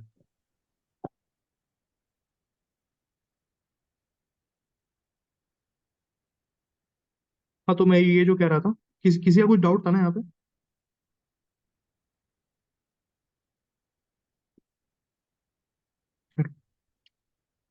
तो ये चीज करना है आपको, इसी चीज पे दो पे ध्यान देना, कंक्लूजन और इंट्रोडक्शन पे। फिर डायग्राम वायग्राम तो निकल जाएंगे, कोई दिक्कत नहीं है। कंक्लूजन फिर से इसमें वही यूनेस्को वर्ल्ड हेरिटेज साइट मिला है। तो हिस्ट्री के सारे आंसर्स ना इसी फॉर्म में गए हुए हैं वहां पे। ये इम्तियाज अहमद सर यहाँ पे जो उन्होंने कोट किया था। तो ये जीएस वन का हिस्ट्री पोर्शन इतना ही है। यही सब बातें ध्यान रखनी है, बाकी आप लोगों का कंटेंट ऑलरेडी प्रिपेयर्ड है, तो इशू होगा नहीं आप लोगों को ज्यादा। कोई डाउट है क्या हिस्ट्री में? और सर जैसे आपने आर्ट्स के लिए बताया कुछ हिस्टोरियंस, पॉपुलर हिस्टोरियंस, वैसे आप एंशियंट मतलब दूसरे हिस्ट्री के लिए बता सकते हैं? हाँ, डेफिनेटली। हाँ, safe like options to quote. या सेफ ऑप्शन। देखो, एंशियंट हिस्ट्री में आप उपिंदर सिंह या रोमिला थापर को कोट कर लेना। मैं लिख देता हूँ यहाँ पे। देखो, एंशियंट एक्चुअली हिस्ट्री में आता नहीं है, मतलब जो अपना टॉपिक्स है ना, उसमें जो टॉपिक है मौर्यन, मैं डायरेक्टली उनको ही बता दे रहा हूँ। एक मौर्यन आ जाएगा आपके पास, या चलो कोई भी एंशियंट ले लो, तो उसमें उपिंदर सिंह को कोट कर सकते हो आप। आर्ट एंड कल्चर में एल बशम, इनकी बुक है wonder that was India. Wonder that was India, हाँ। और आर्ट के लिए लाइक पटना कलम टाइप का एन.एम. देश पांडे।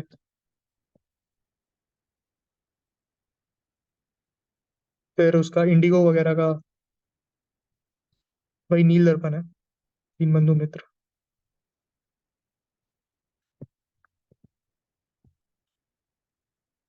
और कौन सा बचा अपना?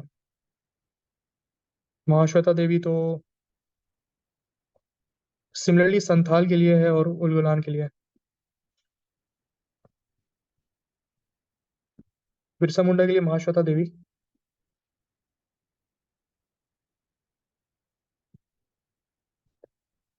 संथाल का मैं नाम भूल गया है, मैं बता दूंगा। क्या नाम था उनका?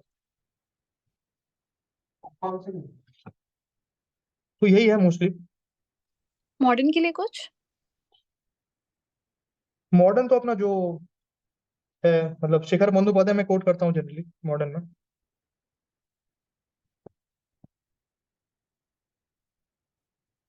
बट मॉडर्न आप कोट कहाँ करोगे? और अगर आपको सबऑल्टर्न थीम्स पे कोट करना है, अगर कुछ सबऑल्टर्न एज इन यही ट्राइबल वाइबल्स याद नहीं आ रहा है कुछ, तो आप रानाजीत गुहा पे कोट कर सकते हो।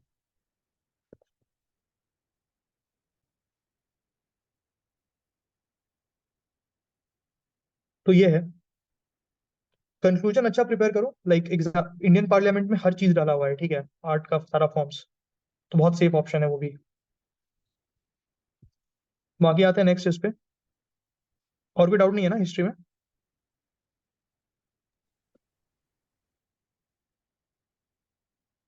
मूविंग एड फिर करंट अफेयर्स टॉपिक। अब देखो, करंट अफेयर्स टॉपिक स्पेशली 68 में ना बहुत डाइसी हो जा रहा है, ठीक है।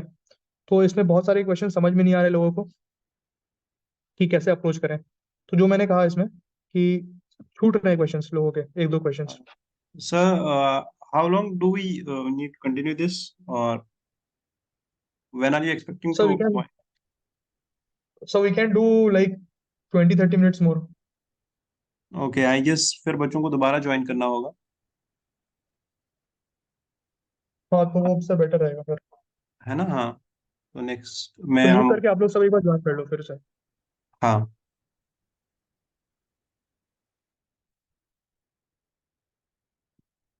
मैं भी लीव कर। अब ज्यादा कुछ नहीं है सर, वही करंट अफेयर्स के रिगार्डिंग ही है।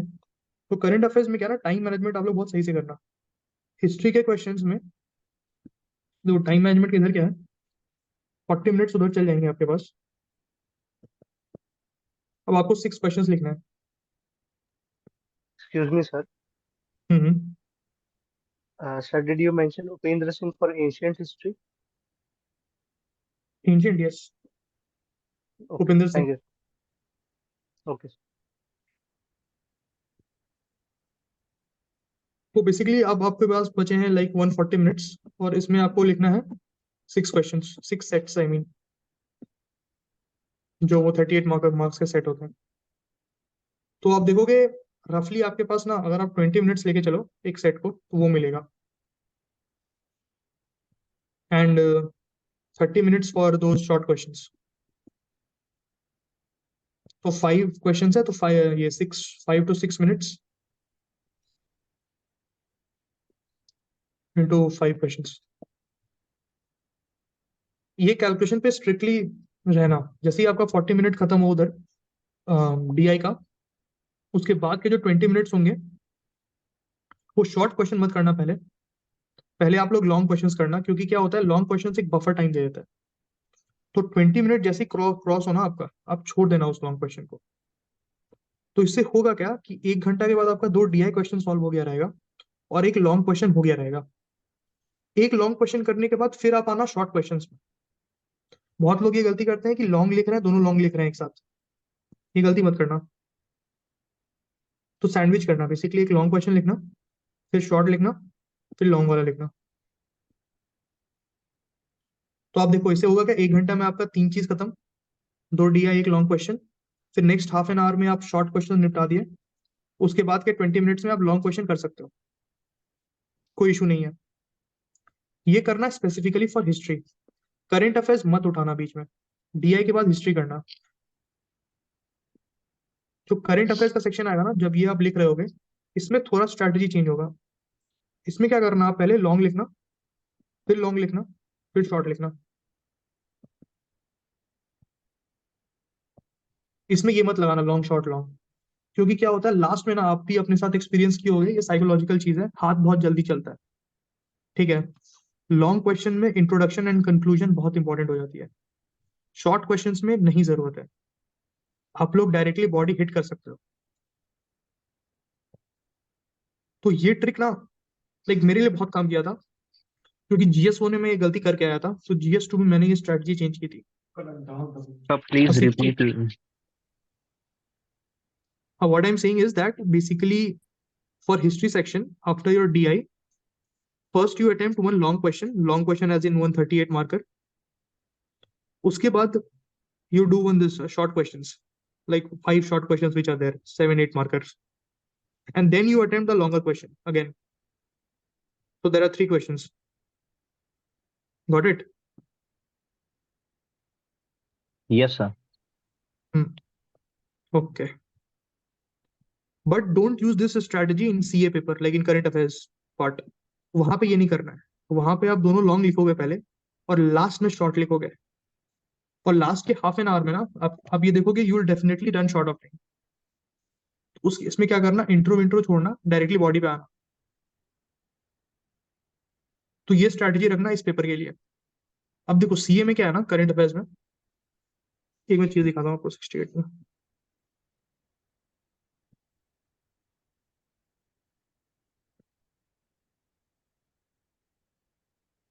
हम्म,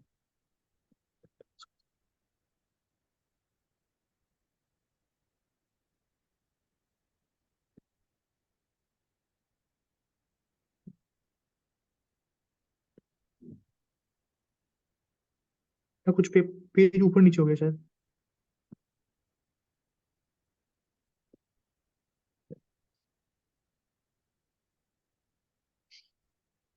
कुछ पेज ऊपर नीचे हो गया ना इस कॉपी में।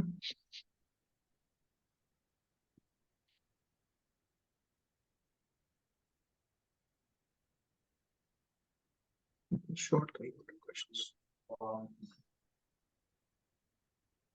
अरे यार जो भी।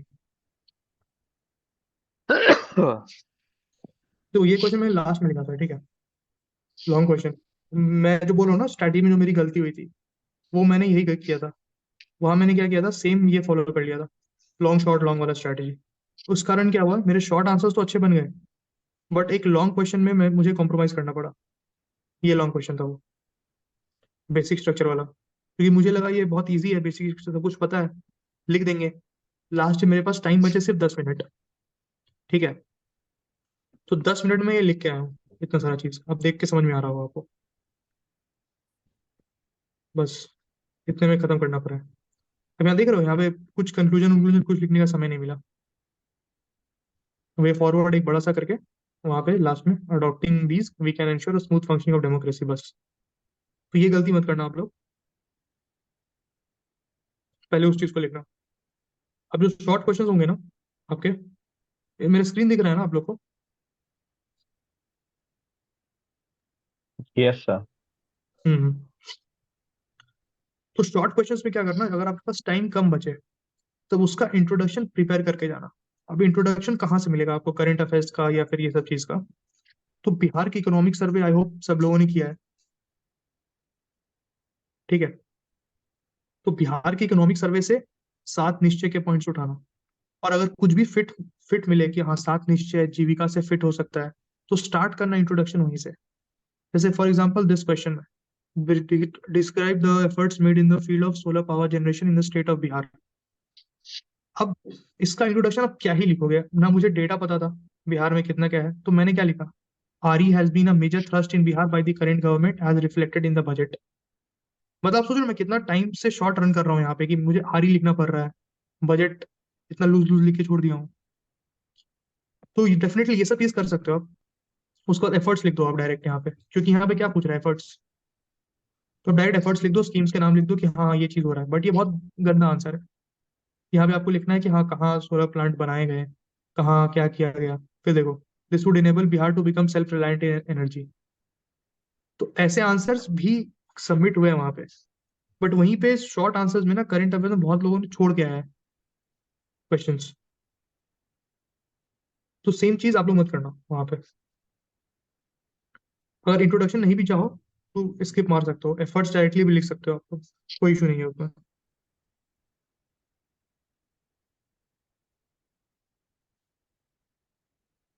ये देखो,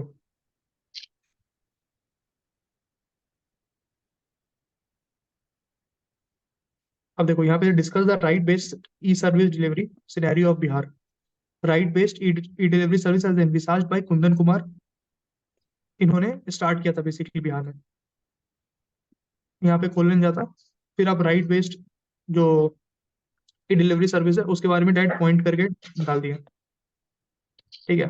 तो ये सब सारे इकोनॉमिक सर्वे के पॉइंट्स हैं, ठीक है, जहां से उठ के आए हैं क्वेश्चन। अब क्या करना है, ये सब जो है ना कुंदन कुमार, या फिर कहीं आप देखोगे अमृत प्रत्यय, तो कुछ कुछ फिलर्स में बता दे रहा हूँ, वो आप लोग फिल करके आना वहां पे। तो कुछ क्रांतिकारी आईएएस ऑफिसर्स है बिहार में, ठीक है। एक का नाम है कुंदन कुमार, एक का नाम है प्रत्यय अमृत,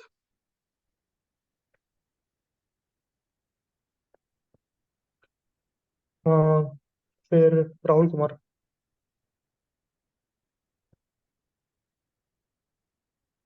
फिर एक रूरल डेवलपमेंट में कोई है, मैं नाम बोल रहा हूँ उनका,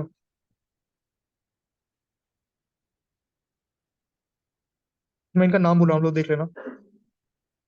और डेफिनेटली आमिर सुबहानी सर।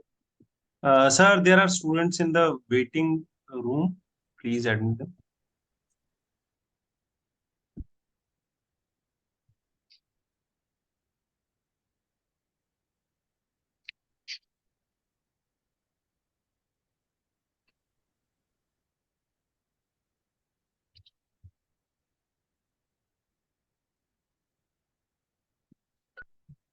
तो आप लोग अभी क्या करो ना, इन सब के वर्क्स थोड़ा पढ़ लेना कि इन्होंने क्या क्या किया है बिहार में, और इनके कमेंट्स, इनको आप डेफिनेटली कोट कर सकते हो, ठीक है। प्रत्यय अमृत सर ने अर्बन डेवलपमेंट में काम किया है, कुंदन कुमार सर ने बहुत काम किया है, ठीक है, हर चीज में काम किया है इन्होंने। राहुल कुमार सर, आजीविका, ये सब जितने भी निकले हैं वो राहुल कुमार सर के अंडर में ही हो रहा है। रूरल डेवलपमेंट का मैं नाम बोल रहा हूँ, मैं बता दूंगा, बट काफी रेवोल्यूशनरी काम हुआ है उधर के। और आमिर सुबहानी सर, इस सब चीज को फाइनल टच देने के लिए चीफ सेक्रेटरी हैं अभी बिहार के।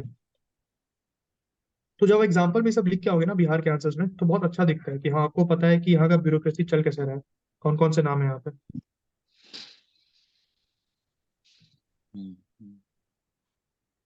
ये यार इधर हुआ।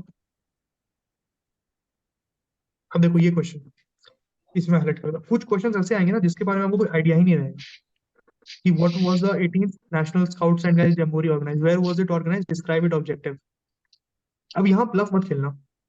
अगर आपको नहीं पता है ना वेयर क्या होता है, मुझे नहीं पता था कहाँ हुआ है, इसमें ये सब क्वेश्चन ना बहुत लोग छोड़ के आएंगे, बहुत को नहीं पता होगा। बट ऑब्जेक्टिव तो आप लिख ही सकते हो ना यार। स्काउट्स एंड गाइड्स का क्या हो सकता है ऑब्जेक्टिव? और आप लोग हल्का से पता हो, और ऑलमोस्ट बहुत सारे स्कूल्स में होता है ये चीज, जहाँ पे ये वो लोग कुछ होम वर्क करते हैं, लाइक होम साइंस वर्क करते हैं, स्काउट्स लोग वॉलंटियर करते हैं, mostly on lines of NSS वगैरह। तो अब मुझे पता था कि हाँ बेडन पावेल ने इसे स्टार्ट किया था, तो मैं वही लिखा हुआ यहाँ पे, carry skill training and skills for daily life for young boys and girls, enable a samaritan culture. ठीक है, तो increase the efficiency by reorganizing the prior learning system of scouts. तो समझ रहे हो ना, ऑब्जेक्टिव्स बहुत लूज लूज लिखे हुए हैं वहां पे। अब इस आंसर में मुझे 0 तो नहीं मिलेगा डेफिनेटली, या कुछ तो मार्क्स देंगे, वो 2 मार्क्स तो देंगे एटलीस्ट, 8 में 4 ना मिले तो ये सब क्वेश्चंस को मत छोड़ो। बट वहीं पे अगर आप वेयर में ब्लफ करते हैं तो that was an objective question, उसमें आपको फायदा नहीं है, उसमें आपको या तो आता होता तो लिखते, नहीं तो 0 ही मिलता उसमें। तो छोड़ दो उस चीज को, और जो लूज एंड में लगा, जो सब्जेक्टिव क्वेश्चन है वो लिख दो आप वहां पे। अब देखो, the objectives are in the lines of PM Kaushal Yojana and with the trend of shark tank and the startup policy of government it would turn out to be a demographic revolution. ये कंक्लूजन था। ये कोई एक startup summit हुआ था, वहां पे ये चीज कुंदन कुमार सर ने ये कहा था, इस चीज को आप लिख सकते हो उस चीज को वहां पे, कंक्लूजन ही देना है आपको। अब देखो, explain the mandate of United Nations Public Administration Network in managing peace and goal 16। ठीक है, तो अब यहाँ पे लिख दो एसडीजी गोल 16 है क्या। अगर आपको नहीं पता है कि एसडीजी गोल 16 क्या है, तो वहां ब्लफ मत करने जाओ कि मैं लिख रहा हूँ कि एसडीजी गोल 16 क्या है क्या नहीं है। बट एक चीज बोलूंगा यहाँ पे, एसडीजी गोल्स और डीपीएसपी एंड फंडामेंटल राइट्स आप लोग रट के चल जाना, अगर अभी तक आप लोग नहीं किए हो तो। डीपीएसपी, एफआर और एसडीजी गोल्स इंट्रोडक्शन में बहुत काम आएंगे, जीएस 1 और जीएस 2 में भी। इसके बाद ज्यादा कुछ नहीं है, इसके बाद जनरल लाइंस पे आंसर लिखे हुए हैं इसमें। अब देखो G20 समिट, सिंस ये मैंने स्टार्टिंग में अटेम्प्ट किया था, लाइक 2 घंटे होने के बाद, तो अब देख रहे हो कितना ज्यादा इसमें डिस्क्रिप्शन, कितना विविड डिस्क्रिप्शन दे के लिखा हूं मैं। बट इस क्वेश्चन में मुझे लग गए थे 25 मिनट के अराउंड टाइम, तो कोई फायदा नहीं होता इस चीज का। ठीक है, आप लोग स्ट्रिक्ट रहना टाइम के ऊपर। इस क्वेश्चन की वजह से मुझे बाकी क्वेश्चन लिखने में दिक्कत आया था। तो यहाँ भी सेम इंट्रोडक्शन में सेम फॉर्मेट, किसी स्कॉलर को कोट करो, और कंक्लूजन में बॉडी तो आप लिखे दोगे, बुक है आपके पास, मतलब आंसर पेपर्स। इसके कंक्लूजन में देखना, मुझे स्पेस नहीं मिल पाता कंक्लूजन का। Thus the future of India tomorrow would be blissful and in the words of Mahatma Gandhi become Sarvodaya. अब ब्लिसफुल वर्ड कहाँ से आया? ब्लिसफुल बिहार, एक बिहार टूरिज्म चलाता है, तो वहां से आप वर्ड्स पिक कर सकते हो। और महात्मा गांधी, सर्वोदय थ्रू अंत्योदय, पंडित दीनदयाल उपाध्याय का, अगर आप modern questions like current affairs के, पॉलिटी वगैरह के क्वेश्चंस अगर आप इनसे एंड कर रहे हो, वो बहुत अच्छा रिफ्लेक्ट करता है। तो ये ट्राई करने का। बाकी करंट अफेयर्स में कोई डाउट? सर एक क्वेश्चन है मेरा। हम्म, सर टाइम कितना अलॉट करना है सेक्शन 1 एंड 2 में, लॉन्ग आंसर्स को और शॉर्ट को?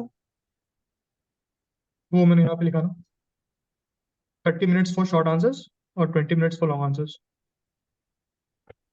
Okay sir, 15 minutes each for long answer. 20 minutes each for long answer, yes. Okay, okay, 20 minutes, okay.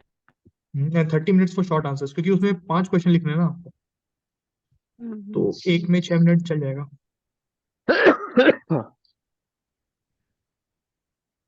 ये अगर हो सके तो स्क्रीनशॉट या कुछ ले लो, ये 20 मिनट्स है लॉन्ग के लिए।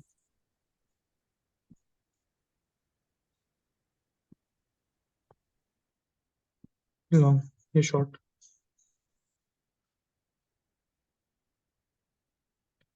And same same set repeat होगा आपका थर्ड सेक्शन के लिए भी। तो वो टफ क्यों जाता है? क्योंकि देखो इस सेक्शन में जो आपको 20 मिनट्स का बफर मिलता है ना डीआई के कारण, आपको GS2 में वो बफर नहीं मिलेगा। तो GS1 क्लियर है ना? Yes, sir. Yes sir.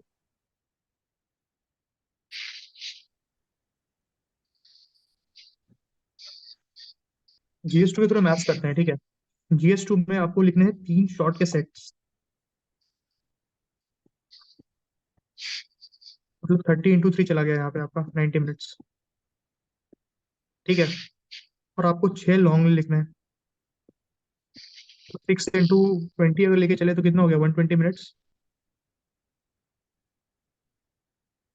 But 30 minutes आपको कम करना है। आप समझ रहे हो कितना टफ पेपर हो गया ये दिख रहा है ना आपको मैथ्स? अब यहाँ पे मेरा स्ट्रेटेजी क्या था कि ये 30 मिनट्स हम रिड्यूस कैसे करें। इसमें डेफिनेटली क्वेश्चन छूटेंगे, मतलब अगर कोई बोल देना कि क्वेश्चन नहीं छूटा है, इसका मतलब उसके आंसर्स में क्वालिटी नहीं था, क्योंकि 30 मिनट्स बहुत ज्यादा टाइम होता है। तो आप लोग इसमें क्या करना, जैसे सबसे पहले साइंस एंड टेक का सेक्शन करना। सर लॉन्ग क्वेश्चन 5 ही है, 6 नहीं। हाँ sorry sorry sorry sorry sorry sorry.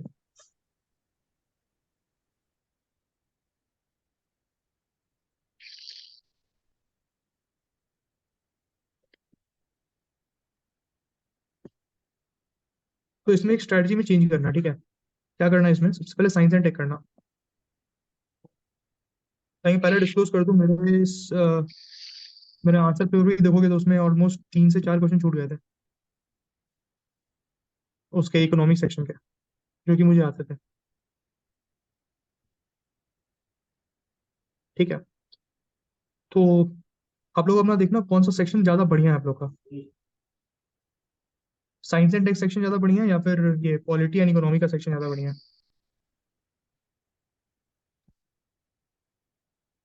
तो जो सबसे लाइक पॉलिटी सेक्शन मैंने लास्ट में सोचा था करूंगा, बट वो क्वेश्चंस इजी आए थे तो मैं पहले कर लिया था उसको, बट उसका मुझे खामियाजा भुगतना पड़ा था, ठीक है, इकोनॉमिक सेक्शन में। If you are very good with data, क्योंकि मेरे GS2 में 67th में 172 मार्क्स है, जो हाईएस्ट था, like this was highest in 67, and this marks came because of economics. और ये पेपर में लिख के आ ही नहीं पाया 68 में। तो आप लोग इस लाइन पे सोचना कि कौन सा आपका सेक्शन बहुत अच्छा है। किसी का साइंस एंड टेक अच्छा होगा, किसी का इकोनॉमिक्स अच्छा होगा। मैं साइंस एंड टेक इसलिए बोल रहा हूँ पहले लिखने के लिए, क्योंकि इसमें क्या है ना, मतलब बहुत चीज आप रट के जाओगे, डेटा वेटा रहेगा आपके पास, points, limited set of questions आते हैं, बायोटेक हो गया, ये सब नैनोटेक हो गया, जो सबके पढ़े हुए होते हैं। तो वही करना है अपने को यहाँ पे।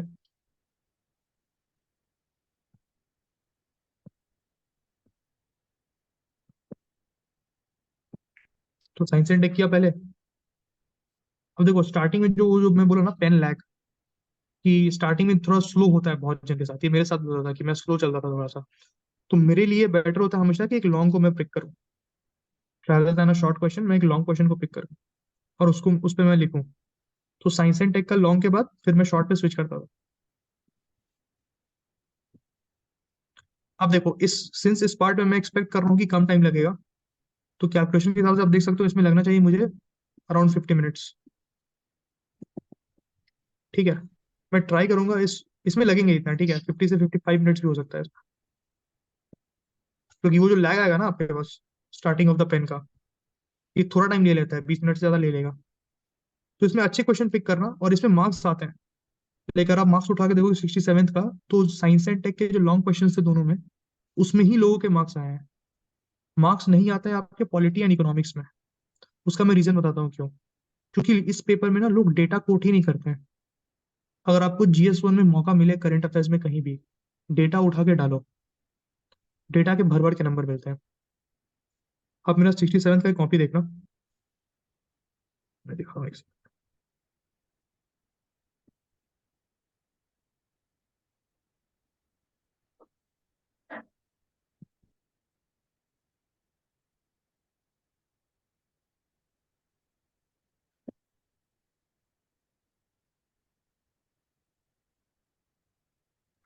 आपने अभी GS1 के लिए बोला, GS2 के लिए बोला? GS2 right? GS1 में डेटा भी करंट अफेयर था। GS1 नहीं में नहीं करंट अफेयर्स डेटा। में डेटा, हाँ अच्छा डेटा वाला ओके। पॉइंट ही। अगर GS1 में भी करंट अफेयर्स आए हम्म। जीविका, ठीक। तो उसमें आप कोट करो डेटा को। सेक्शन 1 है इधर।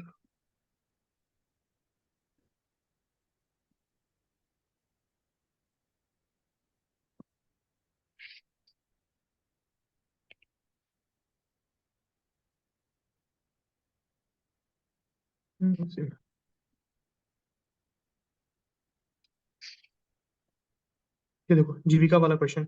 इस क्वेश्चन में मुझे 30 मार्क्स मिले थे आउट ऑफ 38। इसका रीजन सोल ये था कि ये देखो मैंने यहाँ पे भर भर के डेटा डाला है। 10 लाख SHG हैं, कितने विलेज लेवल ऑर्गेनाइजेशन हैं, कितने क्लस्टर लेवल ऑर्गेनाइजेशन है। और ये मैं याद करके गया था कि अगर इंडस्ट्रियल डेवलपमेंट का क्वेश्चन है या बिहार इकोनॉमिक डेवलपमेंट का है, Jeevika is a fundamental thing in that. ठीक है, तो कितने फैमिलीज देखो फिर, 2 करोड़ फैमिलीज यहाँ पे, 4.3 करोड़ फैमिलीज इन बिहार। तो जो आप ये सब डेटा लिखते हो ना वहाँ पे, SDG गोल 5 एंड 7 निश्चय, Bihar has 51% of multi dimensional poor. फिर SDG 4 आया यहाँ पे, SDG 5 आया यहाँ पे।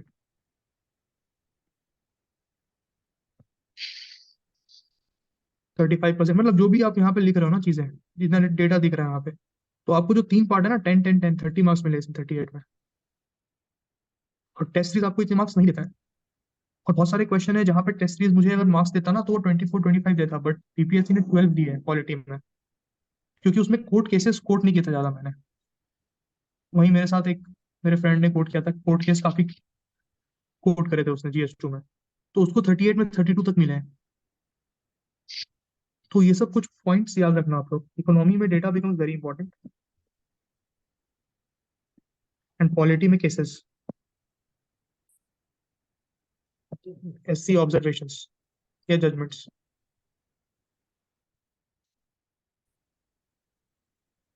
तो जो अभी लास्ट फ्यू डेज है ना आपके पास, आप लोग बस इसी चीज को रिवाइज करो, डेटा पॉइंट्स मन में रिकॉल करके चलो कि हाँ इसको कोट करके ही आना। जीविका तो कोट करके ही आओ आप लोग, 2 3 जगह कोट करो जहां भी मौका मिले। आप जो पेपर अटेंड करने का टेक्निक था वो इसी चीज पे स्टिक करते हैं। साइंस एंड टेक आपका लेगा 50 से 55 मिनट, पर इसको कम कर दिए तो आप पेपर कंप्लीट कर पाओगे। फिर आप लोग देखना किस सेक्शन में जाना है, इकोनॉमी सेक्शन में जाना है या पॉलिटी सेक्शन में जाना है। और यहाँ पे स्ट्रैटेजी वही रहेगा, तो सेकंड सेक्शन रहेगा ना आपका,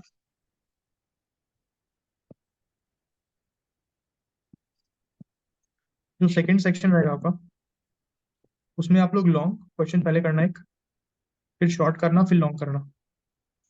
और जो थर्ड सेक्शन रहेगा आपका, उसमें वही लॉन्ग लॉन्ग शॉर्ट करना। तो मैं अगर आता तो मैं सेकंड में इकोनॉमिक्स करता और थर्ड में पॉलिटी करता, क्योंकि इकोनॉमिक्स के डेटा ना लास्ट में अगर आप थर्ड में करते हो तब शॉर्ट क्वेश्चन लिखने में आपको डेटा याद आएंगे नहीं, और वो आंसर बन जाएगा फिर भद्दा। तो it's, but supreme court case ये सब थोड़ा मोड़ा याद रह जाता है। तो यही था यार, बाकी तो अभी 1 हफ्ते बाद ही है ना। और कोई डाउट्स है क्या?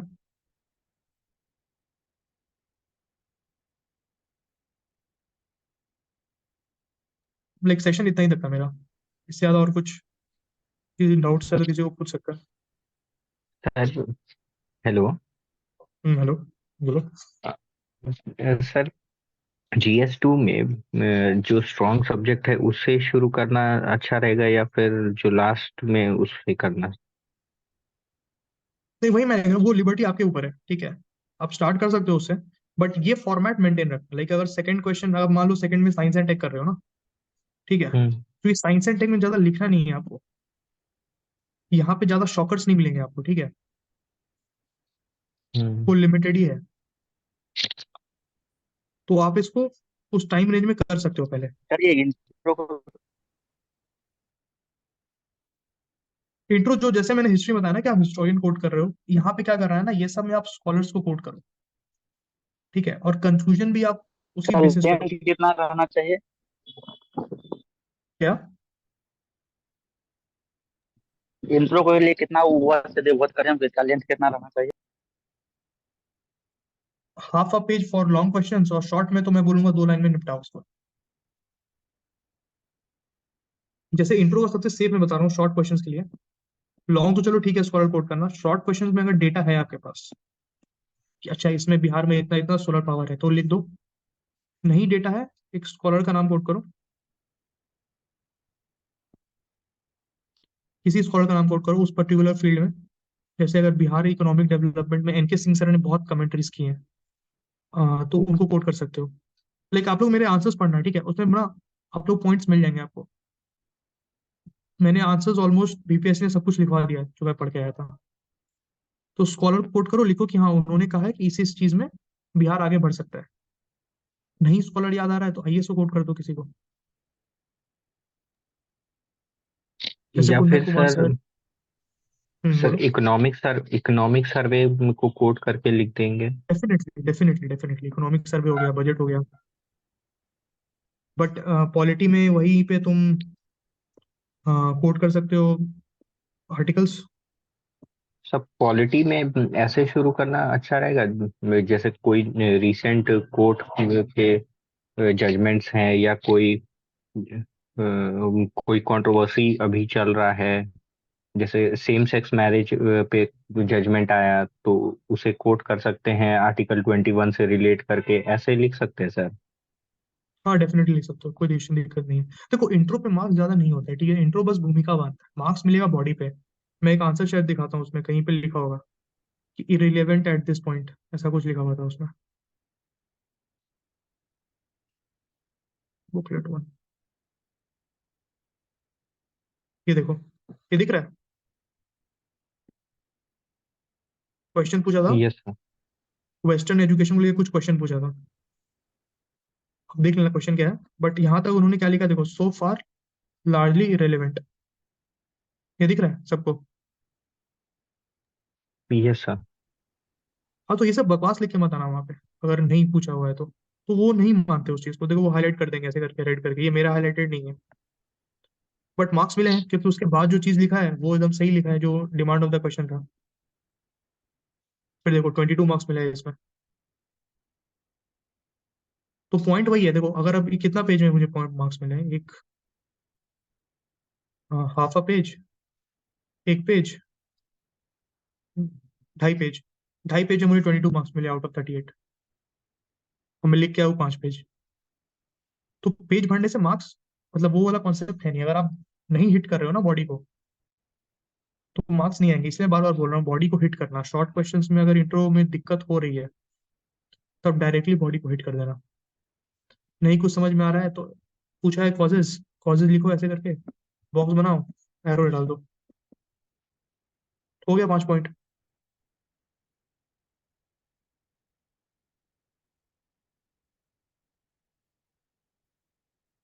तो आई होप काफी कुछ क्लियर हो गया होगा। सर एक और चीज पूछना था हम्म। सर।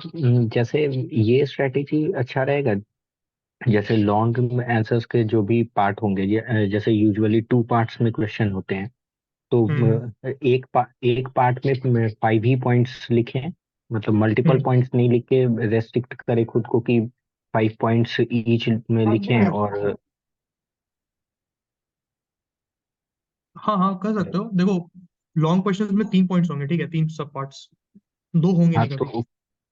तो 5 ईच कर देंगे, 5 पॉइंट्स ईच लिख देंगे, और शॉर्ट आंसर्स के लिए 4 पॉइंट्स ईच। शॉर्ट आंसर्स का देखो तुमको 2 पार्ट मिलना मुश्किल होगा, ठीक है, तो शॉर्ट आंसर्स में अगर 5 पॉइंट भी मिल जाए ना तुमको, तो वो मार्क्स दिला देगा, क्योंकि देखो क्या होता है ना, फ्लो में जाता है आंसर। ठीक है, पॉइंट्स पे मार्क्स मिलना वो सब टेस्ट सीरीज में ही मिलता है। ठीक, प्रैक्टिकली आप अच्छा। देखो, जिस क्वेश्चन से मुझे 30 मार्क्स मिले हैं ना, जीविका वाला क्वेश्चन में, उससे पॉइंट्स आपको दिखेगा ही नहीं, वो पूरा फ्लो चार्ट वगैरह ये वो दिया हुआ है। ठीक है, तो उतना फोकस पॉइंट से मत रखो। बट हाँ, ये सही है आपका स्ट्रेटेजी कि मिनिमम नंबर ऑफ पॉइंट्स एक लेके चलना है, कि हाँ 5 6 10 इतना लिखना है, तो कर सकते हो, कोई दिक्कत नहीं है। ठीक। बस ये टाइम मैनेजमेंट रखना, डोंट लीव एनी क्वेश्चन, मैं वही बोलूंगा। वही मैं सर इसलिए पूछा कि यूजुअली क्या होता है कि जैसे 7 8 पॉइंट अगर लिखने जाते हैं तो टाइम थोड़ा लैप्स हो जाता है। और अगर 5 पॉइंट्स पे स्टिक करते हैं तो पेपर कंप्लीशन के अराउंड टाइम रीच हो जाता है सर। बस ठीक है ना, फिर 5 पॉइंट्स पे स्टिक करो। ठीक है सर। 20 मिनट्स ज्यादा नहीं देना है लॉन्ग क्वेश्चन को। अब मान लो तुम्हारा 3 ही पॉइंट 20 मिनट्स कवर कर लिया, ठीक है, फिर कंक्लूजन Yes, लिखो, आगे बढ़ो। ठीक है सर। और कुछ डाउट किसी का?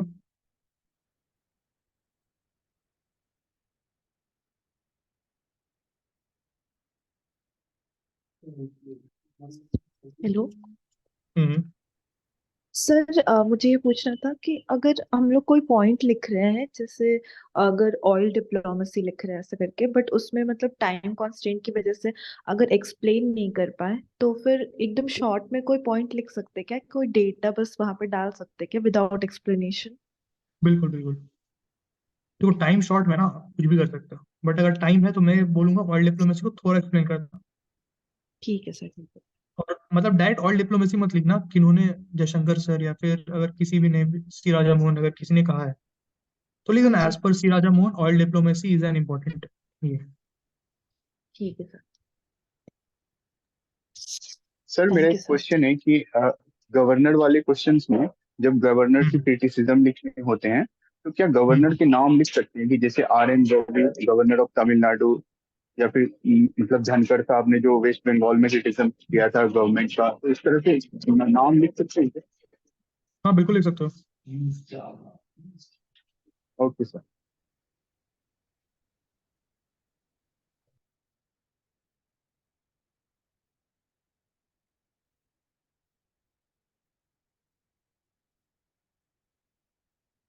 और किसी का कुछ doubt?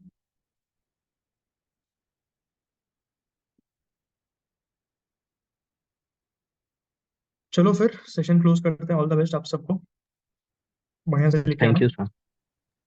Thank you sir. Welcome. Thank you sir. और एक बार आप लोग पेपर देख लेना, ठीक है, उसमें बहुत सारे यस। कोटेबल्स मिल जाएंगे। Okay, good night. Good night thank sir. You sir, thank wonderful you. Session.